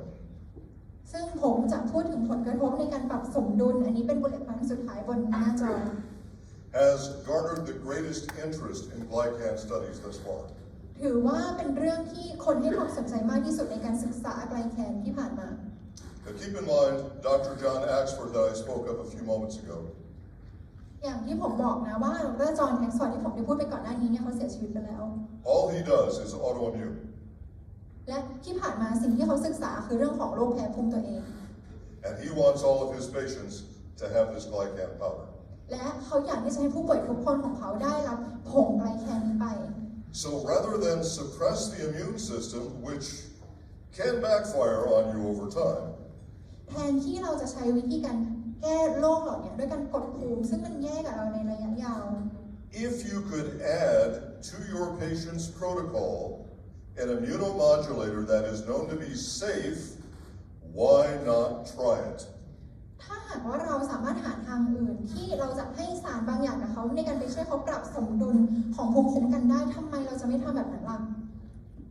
Now, in the United States, the FDA does not approve dietary supplements. ซึ่งถ้าเป็นที่อเมริกาอย.เขาจะไม่รับรองอาหารเสริม Different rules in different countries, obviously. มันมีกฎระเบียบที่แตกต่างกันไปในแต่ละประเทศ So they are not going to say that this dietary supplement is approved for rheumatoid arthritis or whatever. ดังนั้นที่อเมริกาเขาเลยไม่สามารถที่จะออกมารับรองบอกว่าอาหารเสริมตัวนี้น่าจะมาช่วยแก้โรครูมาตอยด์ได้เขาทำแบบนั้นไม่ได้ But they are very strict about safety. แต่ว่าเขาเนี่ยใส่ใจแล้วก็เข้มงวดมากเรื่องความปลอดภัย So as long as the US FDA has listed it as generally regarded as safe, then you have no worries. ดังนั้นถ้าหากว่าอย.ของอเมริกาบอกว่ามันปลอดภัยเอาเป็นว่าคุณสบายใจได้เลยว่ามันปลอดภัย So once again, when you as doctors are looking for an answer that you can't find, ดังนั้นผมอยากที่จะบอกว่าสำหรับแพทย์นะคะถ้าหากว่าคุณกำลังพยายามมองหาคำตอบที่คุณไม่รู้ it is possible the answer lies in glycan technology. แม้ว่าสรุปผู้ป่วยคุณเป็นอะไรหลายๆครั้งมันอาจจะอยู่ที่ไกลแคนก็ได้ And Dr. Azita Alavi, and she is the second bullet point there, Melon. และในปี 2011 ดร. อาซิตา อาลาวี She was rising to the challenge of this powder taken orally. Can we verify glycosylation and subsequent function? เขาได้ทำการศึกษาวิจัยว่าถ้าหากว่าเราเนี่ยเอาไกลแคนกินเข้าไปทางปากของเรา มันจะเกิดไกลโคซิเลชันได้ไหมแล้วก็มันจะส่งผลในการฟังก์ชันอื่นๆโดยปกติได้หรือเปล่า Azita is also a friend of mine. ซึ่งเธอก็เป็นเพื่อนผมเหมือนกัน It's a small community. คือชุมชนนี้มันเล็กอะนะ And she was able to show that these glycans can be taken orally and N-glycosylation is confirmed. เธอได้ทำการศึกษาแล้วก็ยืนยันมาแล้วว่าเราสามารถจะกินไกลแคนเข้าไปทางปากโดยปกติได้แล้วมันก็จะเกิดไกลโคซิเลชันได้ So we've confirmed that the oral application does result in nitrogen glycosylation. ดังนั้นการที่เรากินเข้าไปเนี่ยมันก็ยังสามารถที่จะเกิดไนโตรเจนไกลโคซิเลชันได้ And we already now understand how once the glycosylation has occurred, various steps and functions then follow. และเราก็รู้แล้วว่าเมื่อเกิดไกลโคซิเลชันแล้วมันก็จะมีหลายๆฟังก์ชันที่จะต่อออกมาเป็นขั้นตอนที่ต่อออกไป Now once again, we still do have some missing pieces. แต่มันก็ยังมีจิ๊กซอว์หลายๆส่วนที่เราอาจจะยังไม่เข้าใจนะ But we know it's safe and we know the potentials. แต่อย่างน้อยเรารู้แล้วว่ามันปลอดภัยและมันก็ใช้ได้ And so I continue to urge in every country I go to, urge the doctors to try because it is safe, it can't be harmful, and it might be the answer. ดังนั้นไม่ว่าผมจะไปประเทศไหนก็ตามผมก็เลยพยายามจะเชิญคุณหมอเสมอว่าลองเถอะไกลแคนอ่ะเพราะว่ามันปลอดภัยมันได้ผลแล้วมันก็ไม่อันตรายอะไรจริงๆ Dr. Bloomer, the last one on the slide, และดร.บลูเมอร์ he's not only a friend, he's a member of my science team. เขาไม่ได้เป็นแค่เพื่อนเขาเป็นหนึ่งในทีมนักวิทยาศาสตร์ในทีมผมเลย And he's the Dean of Health Sciences at the University of Memphis in the United States. และเขาก็เป็นอธิบดีคนหนึ่งของมหาวิทยาลัยเมมฟิสด้วย And he completed this interesting study after I urged him to do it. เขาได้ทำการศึกษาวิจัยหนึ่งหลังจากที่ผมบอกให้เขาทำ That proved that these glycans are immunomodulatory, not immunostimulatory.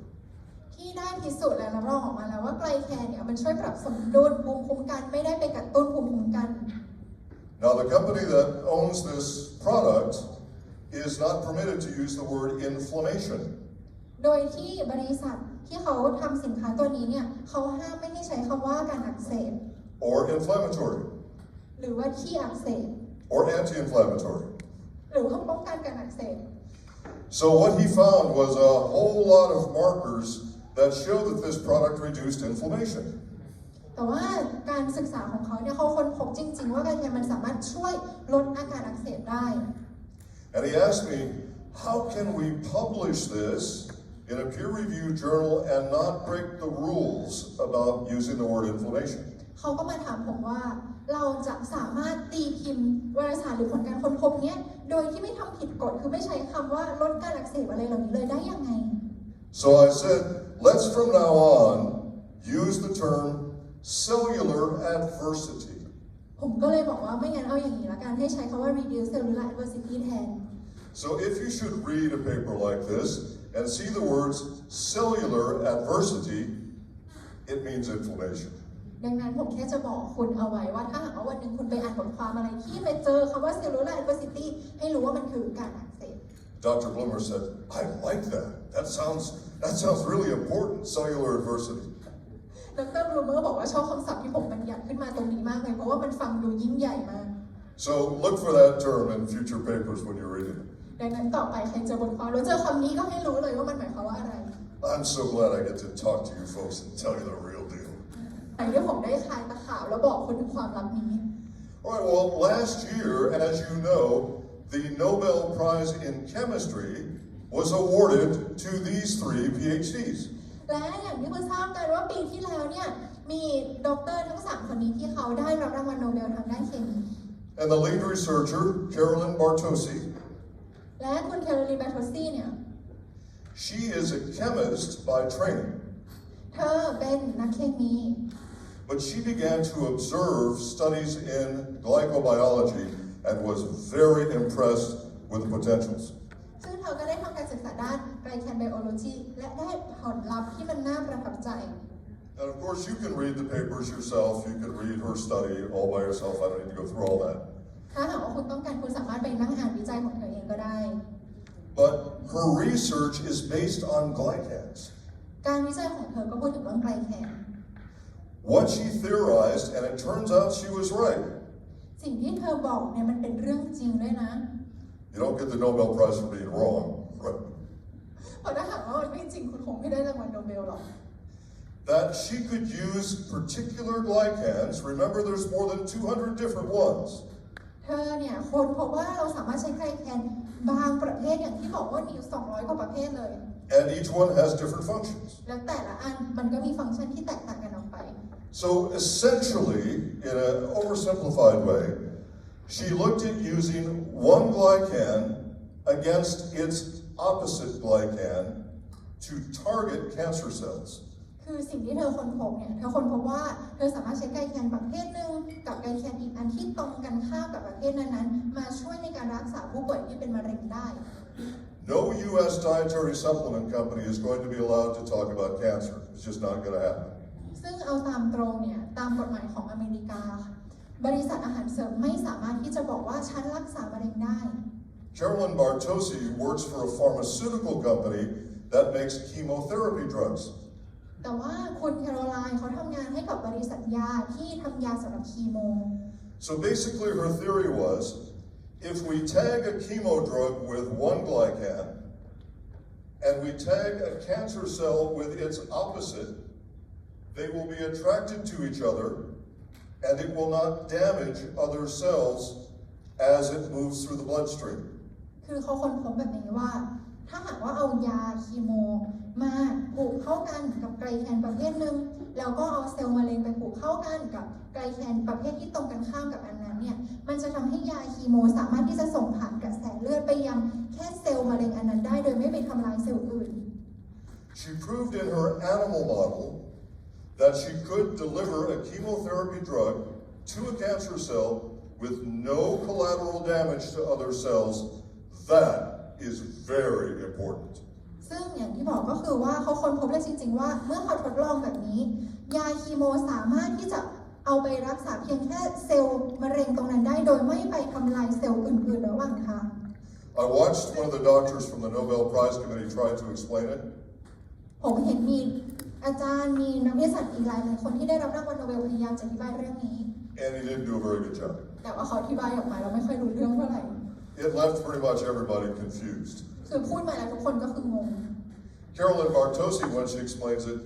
explains it almost exactly the same way I just conveyed it to you. แต่ต้องยกให้แคโรลีนเลยว่าตอนที่เขาอธิบายเนี่ยเขาอธิบายมาได้เข้าใจพอๆกับที่ผมอธิบายให้คุณฟังเมื่อกี้แหละ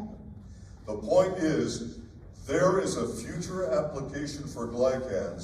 that has tremendous value for human health. สิ่งที่ผมอยากจะบอกก็คือว่าไกลแคนเนี่ยมันสามารถที่จะเอามาช่วยเหลือสุขภาพมนุษย์ในอนาคตได้อีกเยอะมาก I can tell you anecdotally, but not by scientific study, because the nutrition companies are not permitted to study the diseases. คือผมสามารถเล่าให้คุณฟังได้แต่อาจจะไม่สามารถที่จะให้ผลทางวิทยาศาสตร์ได้เพราะว่าบริษัททางด้านโภชนาการไม่ได้รับอนุญาตให้ศึกษาโรค I saw in my own practice patients with cancer get a lot of benefit from glycan application. แต่สิ่งที่ผมแบ่งปันให้ฟังได้คือจากประสบการณ์ของผมที่ผมได้เคยรักษาผู้ป่วยมาว่าผู้ป่วยที่เป็นโรคมะเร็งพอให้ไกลแคนแล้วเขามีอาการดีขึ้น Myself and my staff always did it in conjunction with chemo or radiation or surgery where necessary.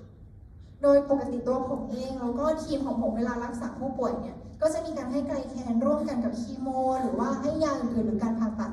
The idea was to use glycans as an integrative therapy to support the traditional medical therapy.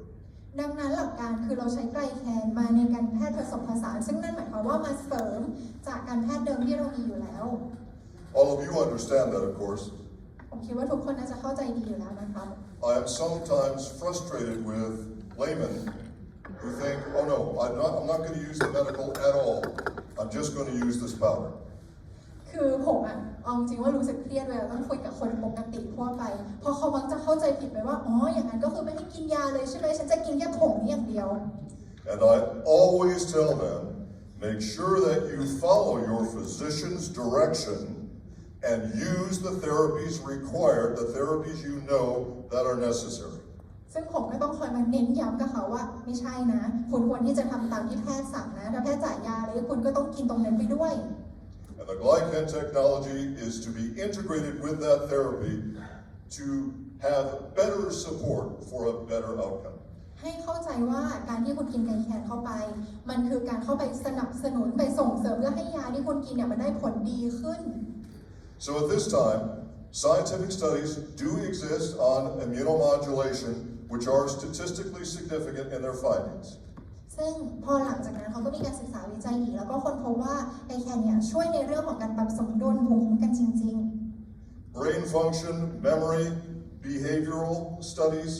as well as motor function. ๆช่วยทั้งเรื่องของการทำงานของสมองความจำการเคลื่อนไหวการคิดต่าง Golf games, I'm not sure about. ๆส่วนเรื่องการเล่นกอล์ฟก็ไม่รู้เหมือนกันนะ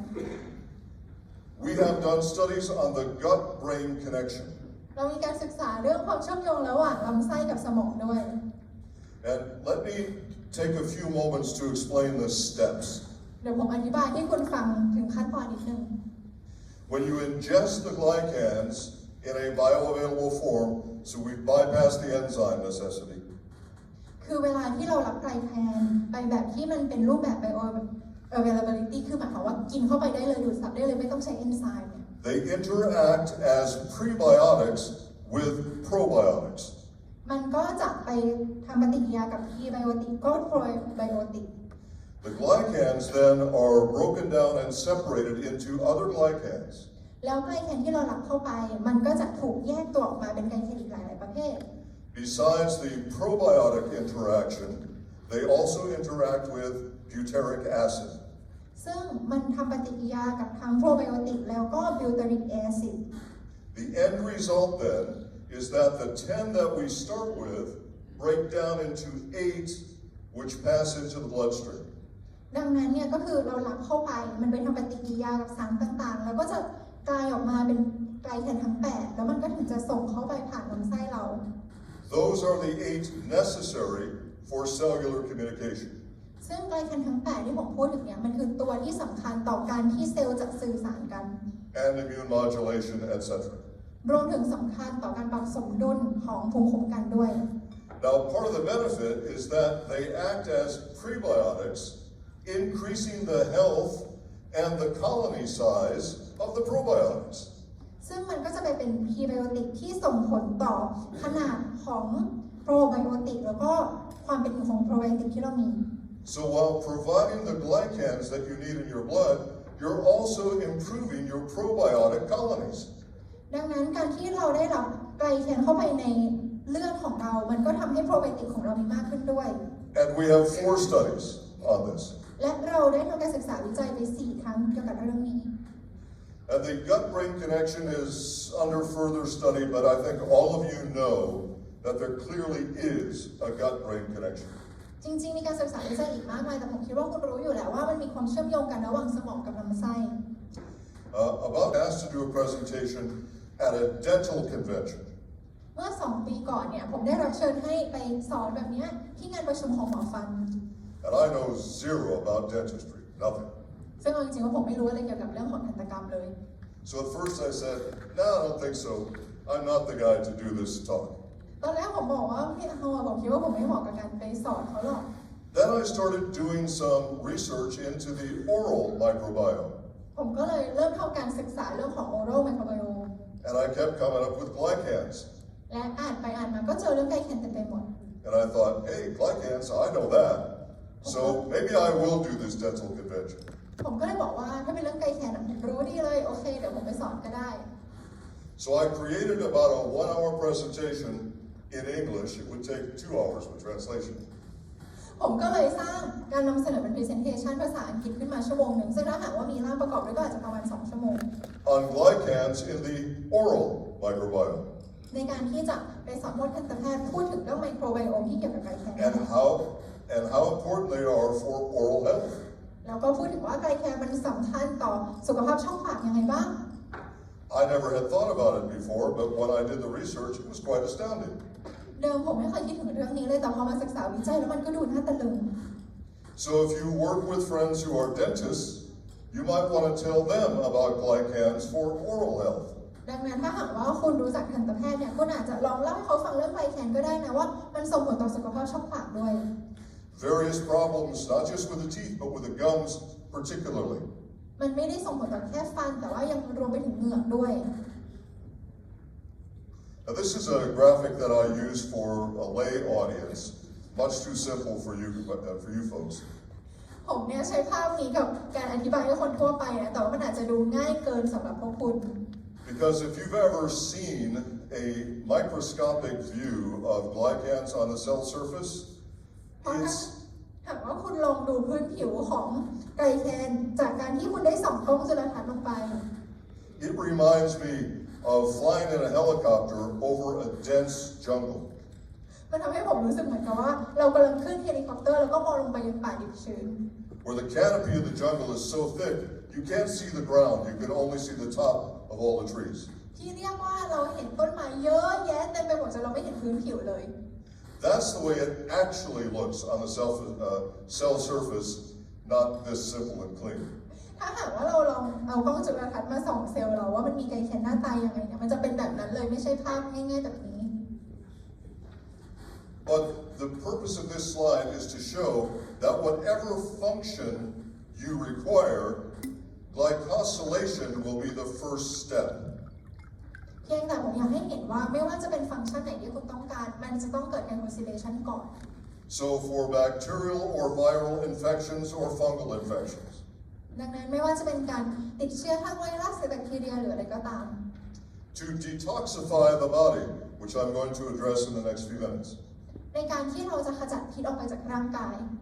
and even for hormone balance. หรือแม้แต่เรื่องการสร้างสมดุลฮอร์โมน Now the glycans don't make hormones, เราเนี่ยก็ต้องใช้ไกลแคนแต่ไกลแคนมันไม่ได้สร้างฮอร์โมนนะ but signals, cellular signals are required to tell the glands what hormones to make, when to make them, how much to make, and when to stop making them. แต่ว่าเราต้องเข้าใจว่าในการที่ร่างกายเราจะสร้างฮอร์โมนเนี่ยเซลล์มันต้องมีการพูดคุยกันแล้วก็สื่อสารไปยังต่อมต่างๆว่าที่จะบอกว่าจะให้สร้างฮอร์โมนอะไรสร้างเมื่อไหร่แล้วหยุดสร้างเมื่อไหร่ So even when your patient presents with hormone-related problems, think about glycans as a possibility. ดังนั้นเมื่อไหร่ก็ตามที่คุณเจอผู้ป่วยที่เขามีปัญหาทางด้านฮอร์โมนคุณลองนึกถึงไกลแคนดู And once again, there are more than 200 known plant saccharides at this time. และในตอนนี้เนี่ยอย่างที่ผมบอกไปนะว่ามันมีแพลนแซคคาไรด์ที่เรารู้จักกันอยู่200 กว่าประเภท There may be more, but that's what we know of today. มันอาจจะมีมากกว่านี้แต่นี่คือเท่าที่เรารู้ตอนนี้ The two most important, as far as my research is concerned, are ace-mannan and arabinogalactan. แต่ตอนนี้เนี่ยอันที่ผมพอจะรู้อยู่ก็คือเอสมานันกับอาราบิโนกาแลคทันที่สำคัญที่สุด The scientist who discovered the functional component in the aloe vera plant, he's the one that named it ace-mannan. ซึ่งนักวิทยาศาสตร์คนที่เขาค้นพบตัวสารที่อยู่ในว่านหางจระเข้คือคนที่ตั้งชื่อมันว่าเอสมานัน And his definition for his discovery was mannose from aloe that had an atomic weight higher than 1 million daltons. ซึ่งเขาก็บอกว่าสำหรับเอสมานันเนี่ยมันจะต้องเป็นโมเลกุลของว่านหางจระเข้ที่หนักกว่า1 ล้านดัลตัน I'm sorry, I misspoke. A molecular weight higher than 1 million daltons. ก็คือน้ำหนักของโมเลกุลจะต้องมากกว่า1 ล้านดัลตัน I was thinking of Mr. Dalton and atoms when I said it. พอดีผมนึกถึงมิสเตอร์ดัลตันกับอาดัม Arabinogalactan comes from a tree. ซึ่งตัวอาราบิโนกาแลคตันเนี่ยมันมาจากต้นไม้ It's a tree that grows in North America called the larch tree. เป็นต้นไม้ที่ชื่อว่า larch tree มันจะเติบโตที่อเมริกาเหนือ And arabinogalactan is extracted from the pulp in the bark of the tree. ซึ่งมันจะถูกสกัดออกมาจากพอลที่อยู่ในเปลือกของต้นไม้ There was a test done to find out if arabinogalactan was a modulator. ซึ่งตอนนั้นเขาก็มีการศึกษาวิจัยดูว่าอาราบิโนกาแลคตันมันจะช่วยปรับสมดุลได้ไหม This again was a human double blind. ก็เป็นการทดสอบแบบ human double blind ครั้ง And these were, one test group had the influenza vaccine, one test group had the pneumonia vaccine. เขาแบ่งคนที่ถูกทดลองเป็น2 กลุ่มหนึ่งเนี่ยได้รับวัคซีนโรคไข้หวัดแล้วก็อีกกลุ่มหนึ่งได้วัคซีนโรคปอดบวม And there was one group that had only arabinogalactan. แล้วก็จะมีกลุ่มหนึ่งที่ได้รับอาราบิโนกาแลคตัน And then they had separate groups that received the vaccine and arabinogalactan, as well as received the vaccine but no arabinogalactan. ก็คือจะมีกลุ่มหนึ่งที่ได้รับวัคซีนแบบที่ได้อาราบิโนกาแลคตันไปด้วยและอีกกลุ่มหนึ่งที่ได้วัคซีนแบบไม่มีอาราบิโนกาแลคตัน In the group that did not receive arabinogalactan but received the flu vaccine, ในกลุ่มที่ไม่ได้อาราบิโนกาแลคตันแต่ว่าได้รับวัคซีนไข้หวัด 9 were hospitalized, which wasn't a huge number, but it is significant. ก็เรียกได้ว่า9 คนต้องเข้าโรงพยาบาลอาจจะดูไม่ได้เยอะมากแต่ก็ถือว่าเยอะอยู่ All of these test subjects were older than age 60. โดยที่คนที่เขาเอามาทดลองอายุมากกว่า 60 In the group that received arabinogalactan and the flu vaccine,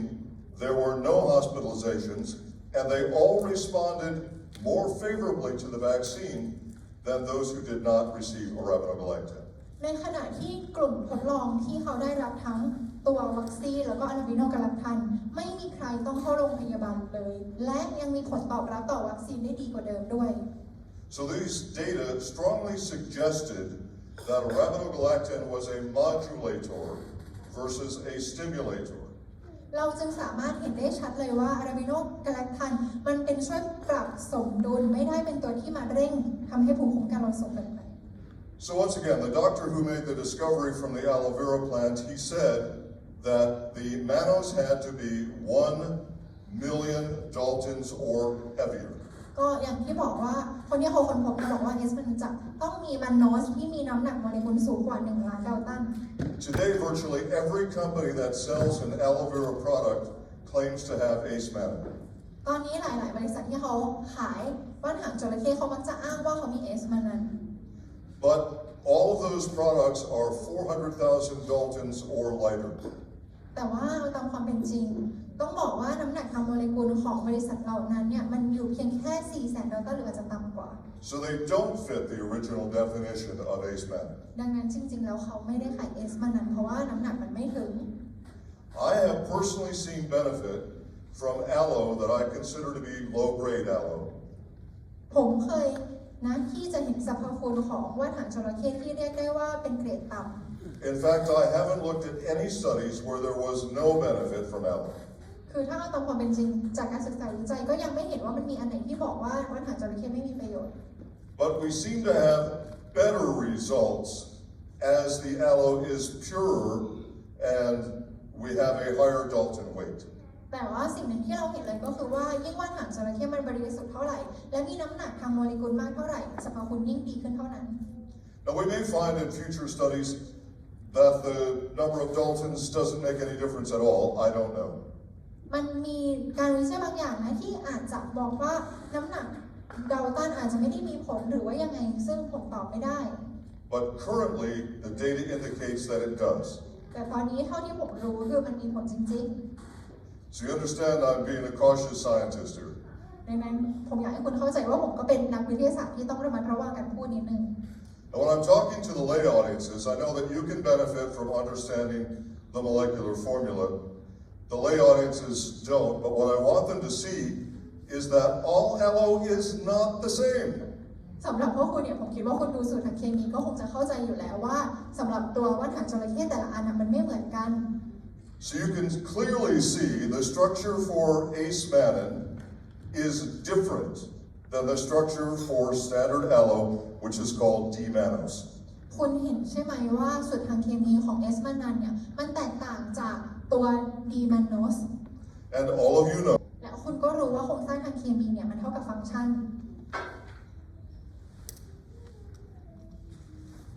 This mannose from aloe,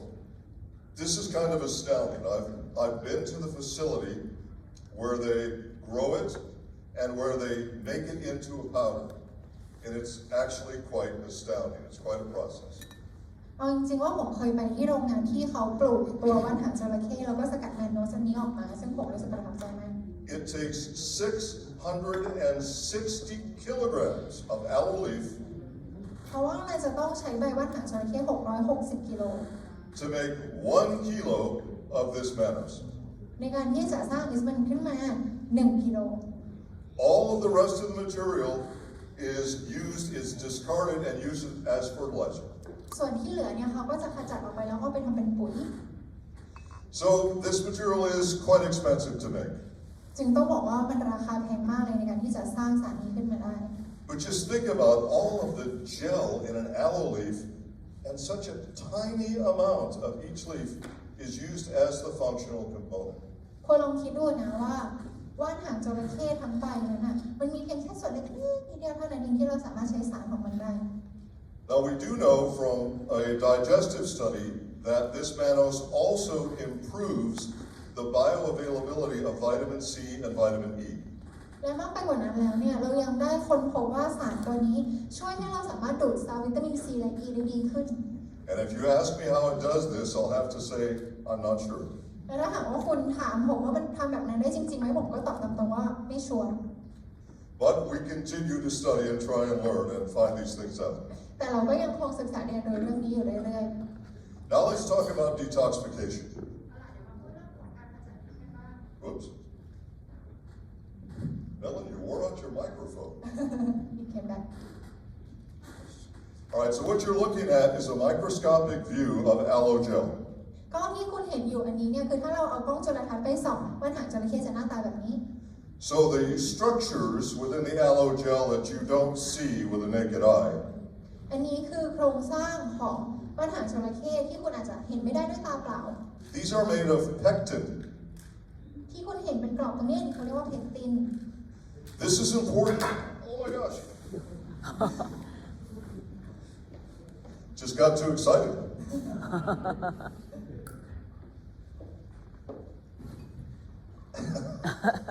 Just no. Okay, I do get excited about this stuff. So pectin is important because we know that pectin can help detoxify the body. คือเพกตินเนี่ยมันสำคัญเพราะว่าเพกตินมันช่วยขจัดพิษออกไปจากร่างกายเราได้ We also know that the heavier the molecular weight of the pectin is, the better it detoxifies. และเราก็ได้รู้ด้วยว่าเพกตินยิ่งมีน้ำหนักทางโมเลกุลมากเท่าไหร่มันยิ่งช่วยเราขจัดพิษได้มากเท่านั้น The pectin in this powder is more than 2 million daltons. ซึ่งเพกตินที่อยู่ในผงนี้เนี่ยมันมีน้ำหนักมากกว่า2 ล้านดัลตัน I don't know of any pectin that could give you a better detoxification effect than this pectin from this particular aloe product. เอาจริงๆนะว่าผมยังคิดไม่ออกเลยว่ามันจะมีเพกตินที่ไหนที่จะสามารถให้ผลดีได้เท่ากับที่อยู่ในสินค้าตัวนี้เลย So just to see this as a diagram, of course,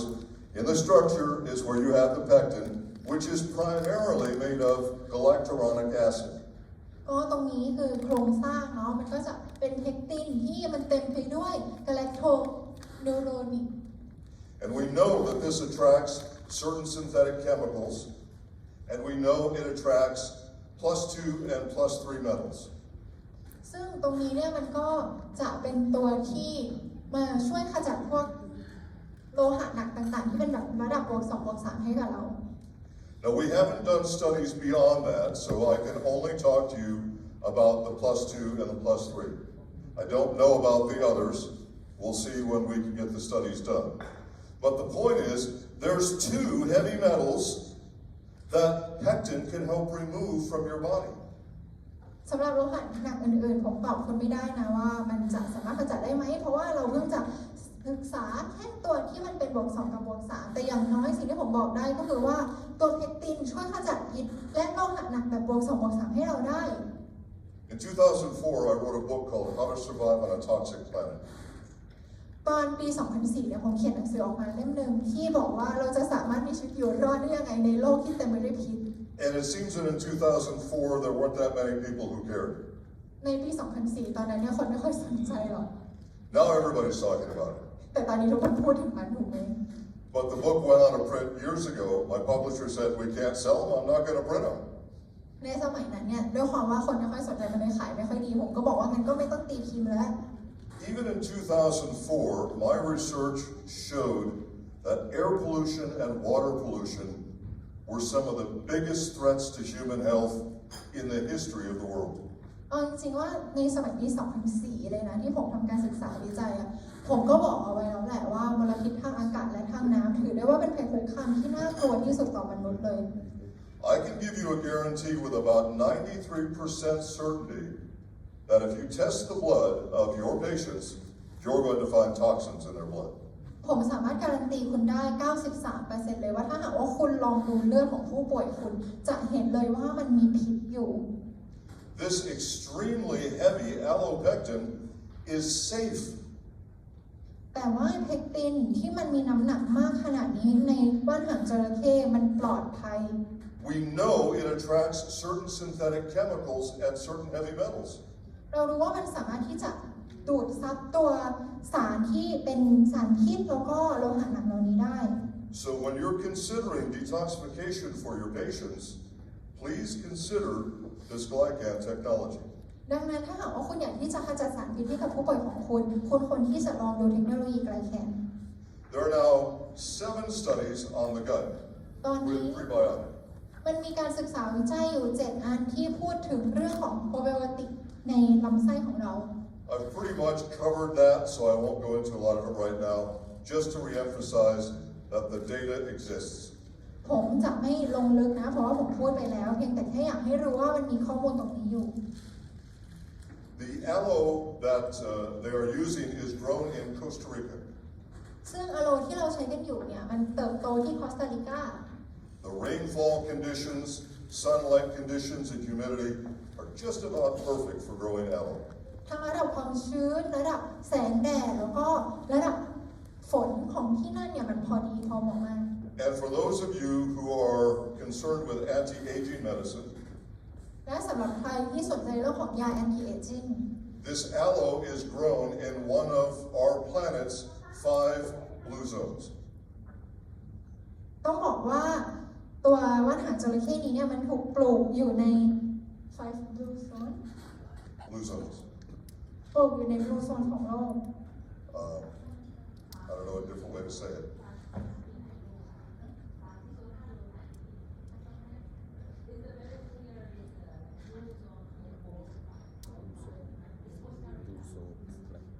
ก็คือเป็น blue zone 5 แห่งในโลก Okay, so, and we won't blame Ellen because she's not been trained with this information. She's a great translator. All right, so there are 5 zones on planet Earth where people routinely live to be over 90 years of age and they are healthy. คือในโลกใบเนี่ยมันจะมีสิ่งที่เรียกว่า blue zone อยู่ 5 แห่งซึ่งมันเป็นที่ที่คนที่อยู่ตรงนั้นอาจจะอายุเกิน 90 ปี These 5 zones are called blue zones. ซึ่งโซนทั้ง 5 แห่งเหล่านี้บนโลกเนี่ยหรือว่าเรียกว่าเป็น blue zone In Costa Rica, they believe it is the water which is purified through volcanic aquifers, which is causing this longevity. สำหรับที่คอสตาริกาเขาเชื่อว่าการที่คนอายุยืนมันเป็นเพราะว่าน้ำเพราะว่ามันถูกกันกรองผ่านทางปฏิกิริยาทางภูเขาไฟมาแล้ว That water is also used to grow this particular aloe. และเราก็ใช้น้ำเดียวกันเนี้ยในการปลูกว่านหางจระเข้ And do I have a study to verify that using that water to grow the aloe will increase your lifespan? The answer is no, I don't. ถ้าคุณถามว่าผมมีการวิจัยที่จะบอกเลยไหมว่าการใช้น้ำนี้มาปลูกว่านหางจระเข้จะทำให้คนอายุยืนขึ้นบอกเลยผมไม่มี To show that the harder the water is, the longer the associated lifespan in that region. แต่ว่ามันมีการศึกษาแล้วก็บอกจริงๆว่ายิ่งน้ำของเราเนี่ยมันร้อนแล้วก็ดีเท่าไหร่มันก็ส่งผลต่อความอายุยืนของเราเท่านั้น Now that, of course, is an association, a correlation, not absolute validation. แต่ว่ามันก็เป็นเพียงแค่การเชื่อมโยงนะเราไม่ได้ยืนยันแบบนั้น But I want to live to be a lot older than I am. เอาจริงๆผมก็อยากอายุยืนกว่าที่ผมอายุตอนนี้นะ So I've begun to consume that water myself. ผมก็เลยเริ่มดื่มน้ำนั้นด้วยตัวเองเหมือนกัน And of course, I use that particular aloe product every day myself. และแน่นอนว่าผมเองก็บริโภคตัวสินค้าว่านหางจระเข้นี้ทุกวัน And I'm no spring chicken, that's for sure. I'm not that young. Okay. แล้วจริงๆผมก็ไม่ได้อายุน้อยแล้วนะ So these are things that we've verified in our studies, just as a review. และนี่ก็คือสิ่งที่เราได้รับรองมาแล้วในการวิจัยของเรา And we now know that after thousands of years of history, we have a lot, not enough, but a lot of great science to support the use of glycans for your patients. และเราก็ได้รู้แล้วว่าตลอดหลายพันปีที่ผ่านมาเราได้ทำการศึกษาวิจัยมากมายมากพอที่จะให้เอาไกลแคนไปใช้กับผู้ป่วย I want to thank all of you for sitting through this. I know sometimes listening is tough. ผมขอบคุณทุกคนมากๆที่นั่งตั้งใจฟังอยู่ตรงนี้ผมรู้ว่าบางทีการต้องมาฟังเลคเชอร์นี่มันก็ยากพอสมควร Especially the start and stop with translation. โดยเฉพาะอย่างยิ่งที่มันต้องมีการแปลกลับไปกลับมา It tire out your brain. มันเป็นอะไรที่อาจจะเหนื่อยสมองนิดนึง I would suggest, however, there are some glycans that can help to energize your brain. แต่ผมแค่อยากจะบอกว่ามันมีไกลแคนบางประเภทนะที่ช่วยทำให้สมองคุณกระปรี้กระเป๋าขึ้น So I want to thank all of you for attending today. There is a doctor amongst you, Dr. Kampan. Would you stand for a moment, please, sir? อยากที่จะขอบคุณทุกคนแล้วก็วันนี้เนี่ยมีดรกำพลอยู่กับเราด้วย So Dr. Kampan has volunteered to spend a few moments with you. If there are anything that didn't come across right from translation, again, not through Melon's fault, just because she doesn't know medical terminology. But Dr. Kampan will address some of that for you. I know many of you know him anyway. ค่ะก็เดี๋ยวอีกสักครู่เนี่ยเดี๋ยวจะขอเชิญดร.กำพลขึ้นมาบนเวทีแล้วก็แบ่งปันกับคุณเพิ่มเผื่อว่ามันมีส่วนไหนที่ตกหล่นไปเพราะว่าเมลอนอาจจะไม่ได้เข้าใจคำศัพท์ทางการแพทย์ทุกอย่างนะคะสามารถถามเขาได้เลยค่ะ So for me, I want to thank you all very much for attending today. สำหรับตัวผมเองขอบคุณทุกคนเป็นอย่างยิ่งเลยที่มาอยู่ที่นี่ในวันนี้ And I want you to know that I very deeply appreciate the fact that you have open minds and you want to help your patients. You've put your patients above yourself. และผมอยากที่จะขอเน้นย้ำและบอกกับทุกคนผมขอบคุณจริงๆที่คุณมาที่นี่ที่คุณมาสนใจในเรื่องใหม่ๆเหล่านี้เพราะมันเป็นการแสดงออกให้เห็นว่าคุณให้ความสำคัญกับผู้ป่วยของคุณมากกว่าตัวคุณเอง I respect you for that and I appreciate that. Thank you very much. ซึ่งผมรู้สึกขอบคุณและเคารพคุณจริงๆขอบคุณนะคะกำพลค่ะ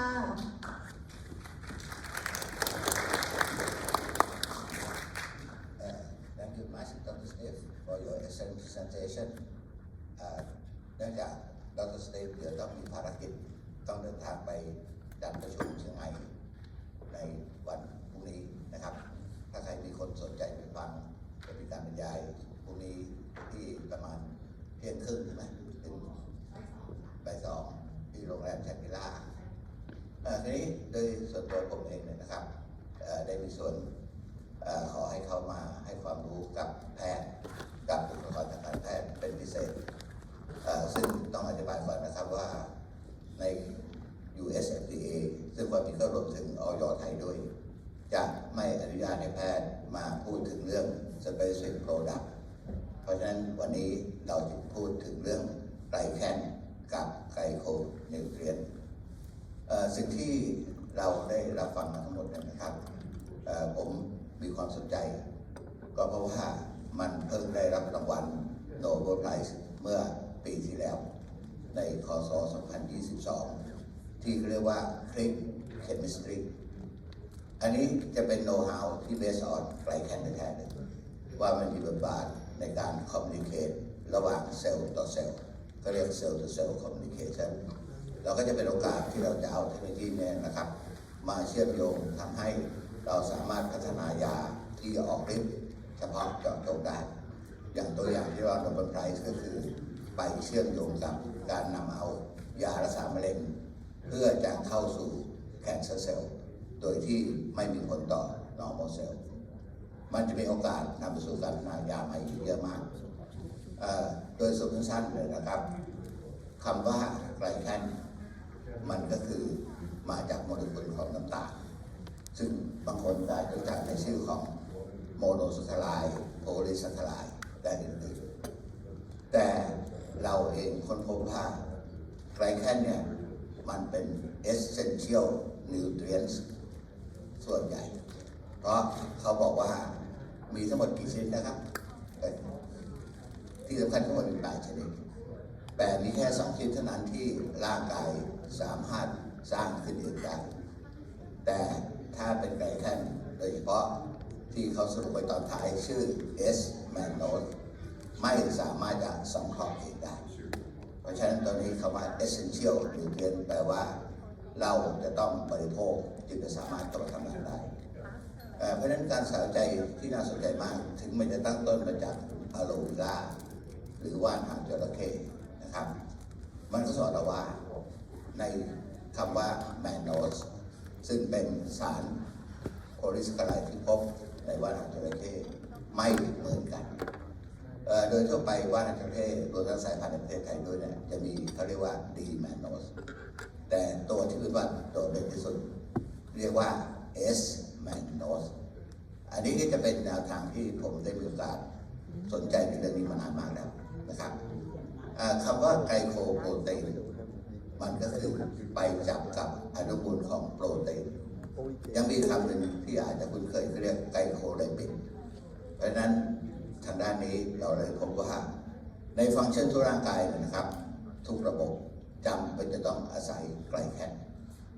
เพราะฉะนั้นในแนวทางที่เชื่อมโยงให้ผมได้มาเจอกับทางดร. Steve เนี่ยก็เพราะว่าเขาเป็นแนวผู้อินเวนต์แนวคิดจากโมเลกุลนะครับที่ชื่อ S. mannose แล้วก็สามารถพัฒนาจนกระทั่งมันเป็นไกลโคไบโอโลจีแล้วก็สามารถเอามาใช้ประโยชน์กับการศึกษาใจมหาศาลเนื่องจากเวลาก็ผ่านมานานพอสมควรก็ขอสรุปประเด็นสั้นๆดังต่อไปนี้นะครับว่ามันมีฟังก์ชันในทุกระบบของร่างกายและแต่ละระบบเนี่ยมันก็จะมีการสามารถในการปรับสมดุลเป็นส่วนใหญ่สิ่งที่ผมสนใจมากที่สุดก็คือในคุณสมบัติที่เรียกว่า immunomodulation มันไม่เพียงแต่ไป immunostimulant คือเสริมมันไปปรับอะไรที่อ่อนแอมันจะปรับให้สูงขึ้นอะไรที่เป็นปัญหาที่เรียกว่าออโตอิมมูนมันก็จะกดให้สามารถรักษาสมดุลได้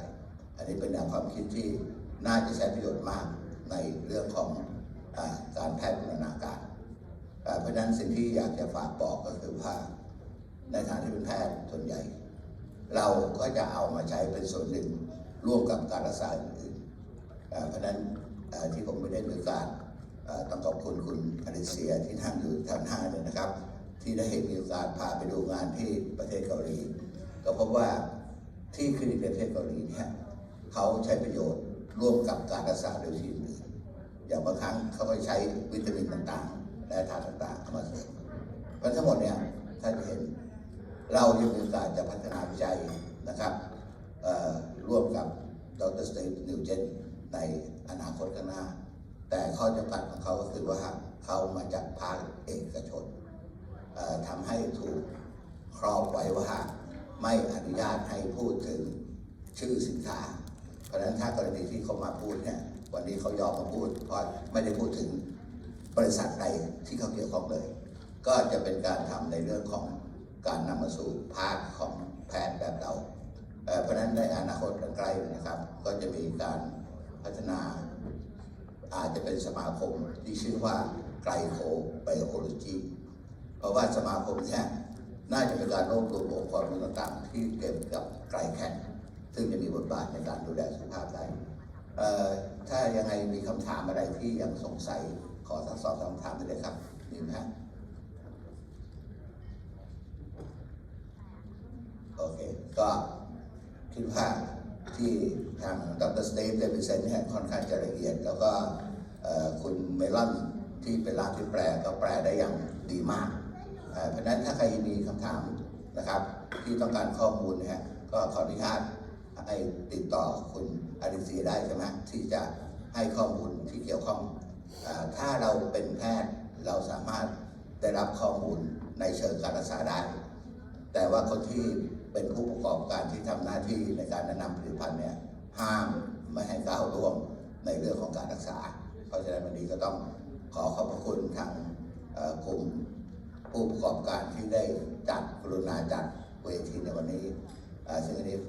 เป็นเรื่องที่ยากนะครับที่จะได้รับการสนับสนุนจากผู้ประกอบการในสายนี้โดยที่ไม่ได้หวังอะไรมากนอกจากจะให้ในวิชาชีพแพทย์ได้รู้จักคำว่าไกลแคนเทคโนโลยีเชิญนะดร. นิวมีถามเลย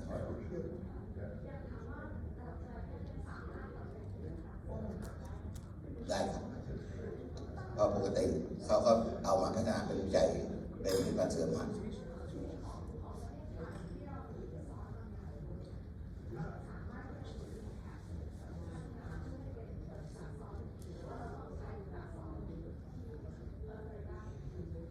ความจริง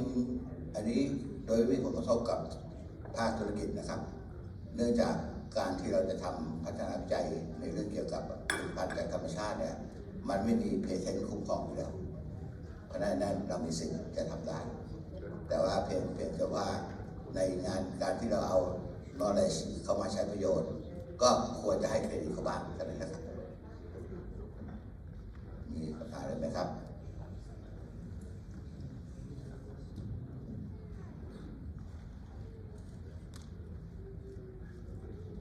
โอเคถ้าเชิญครับคุณหมอ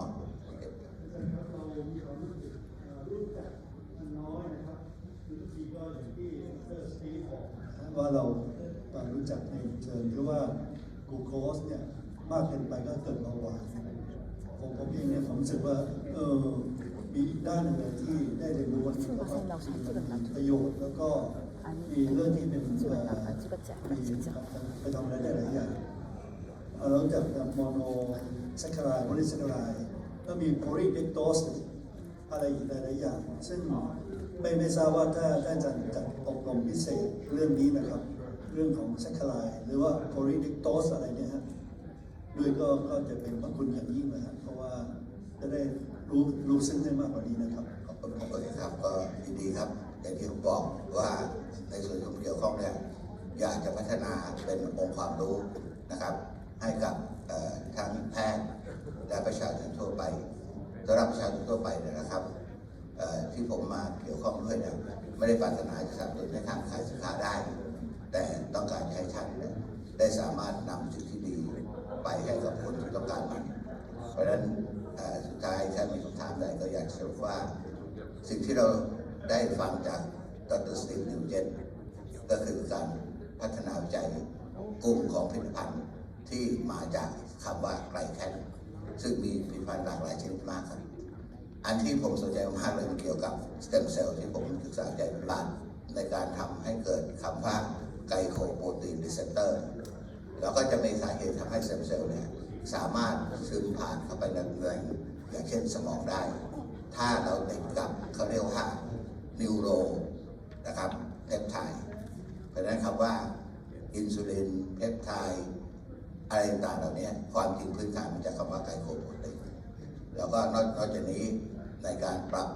สมดุลทั้งหลายเนี่ยก็อยากจะฝากคำว่าโฮมิโอสเตซิสก็คือการปรับสมดุลก็จะทำให้เราสุขภาพดีขึ้นแล้วก็คิดว่าสักระยะหนึ่งก็คงจะมีโอกาสได้จัดองค์ความรู้นี้เพราะตอนนี้หน้าที่หนึ่งผมเป็นประธานกฎบัตรสุขภาพของประเทศไทยมีหน้าที่จะพัฒนาองค์ความรู้ให้กับบุคลากรทางการแพทย์แล้วก็อยากจะประชาพันธ์อีก1 นาทีนะครับประเทศไทยเห็นความสำคัญเกี่ยวกับ awareness เพราะฉะนั้นการป้องกันโรคการรักษาภาวะทางอารมณ์นะครับแล้วก็คุณภาพชีวิตอื่นๆเนี่ยกลับเป็นเรื่องที่สำคัญมากผมมองเห็นว่าถ้าเราสามารถทำให้คนที่เขามีความจำดีขึ้นได้ก็เป็นบุญกุศลแล้วเพราะเดี๋ยวนี้คนความจำเสื่อมจะเยอะมากเราไม่ต้องรอให้ขนาดจำอะไรไม่ได้นะครับเอาแค่นั่งมาคุณโซเมามืองงเครียดจัดนอนไม่หลับเป็นเรื่องสำคัญนะครับสายตาก็สำคัญเพราะฉะนั้นยืนยันว่า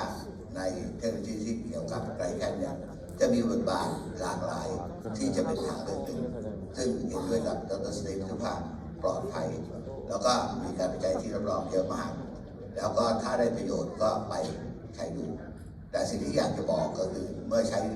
แล้วขอความกรุณาส่งข้อมูลมาด้วยเราจะได้พัฒนาองค์ความรู้ของประเทศไทยให้ก้าวหน้ามากขึ้นโอเคนะครับก็ต้องขอขอบพระคุณผู้ประกอบการที่กรุณาจัดให้มีการอบรมในวันนี้แล้วก็โอกาสหน้าคงได้เจอกันใหม่ครับสวัสดีครับ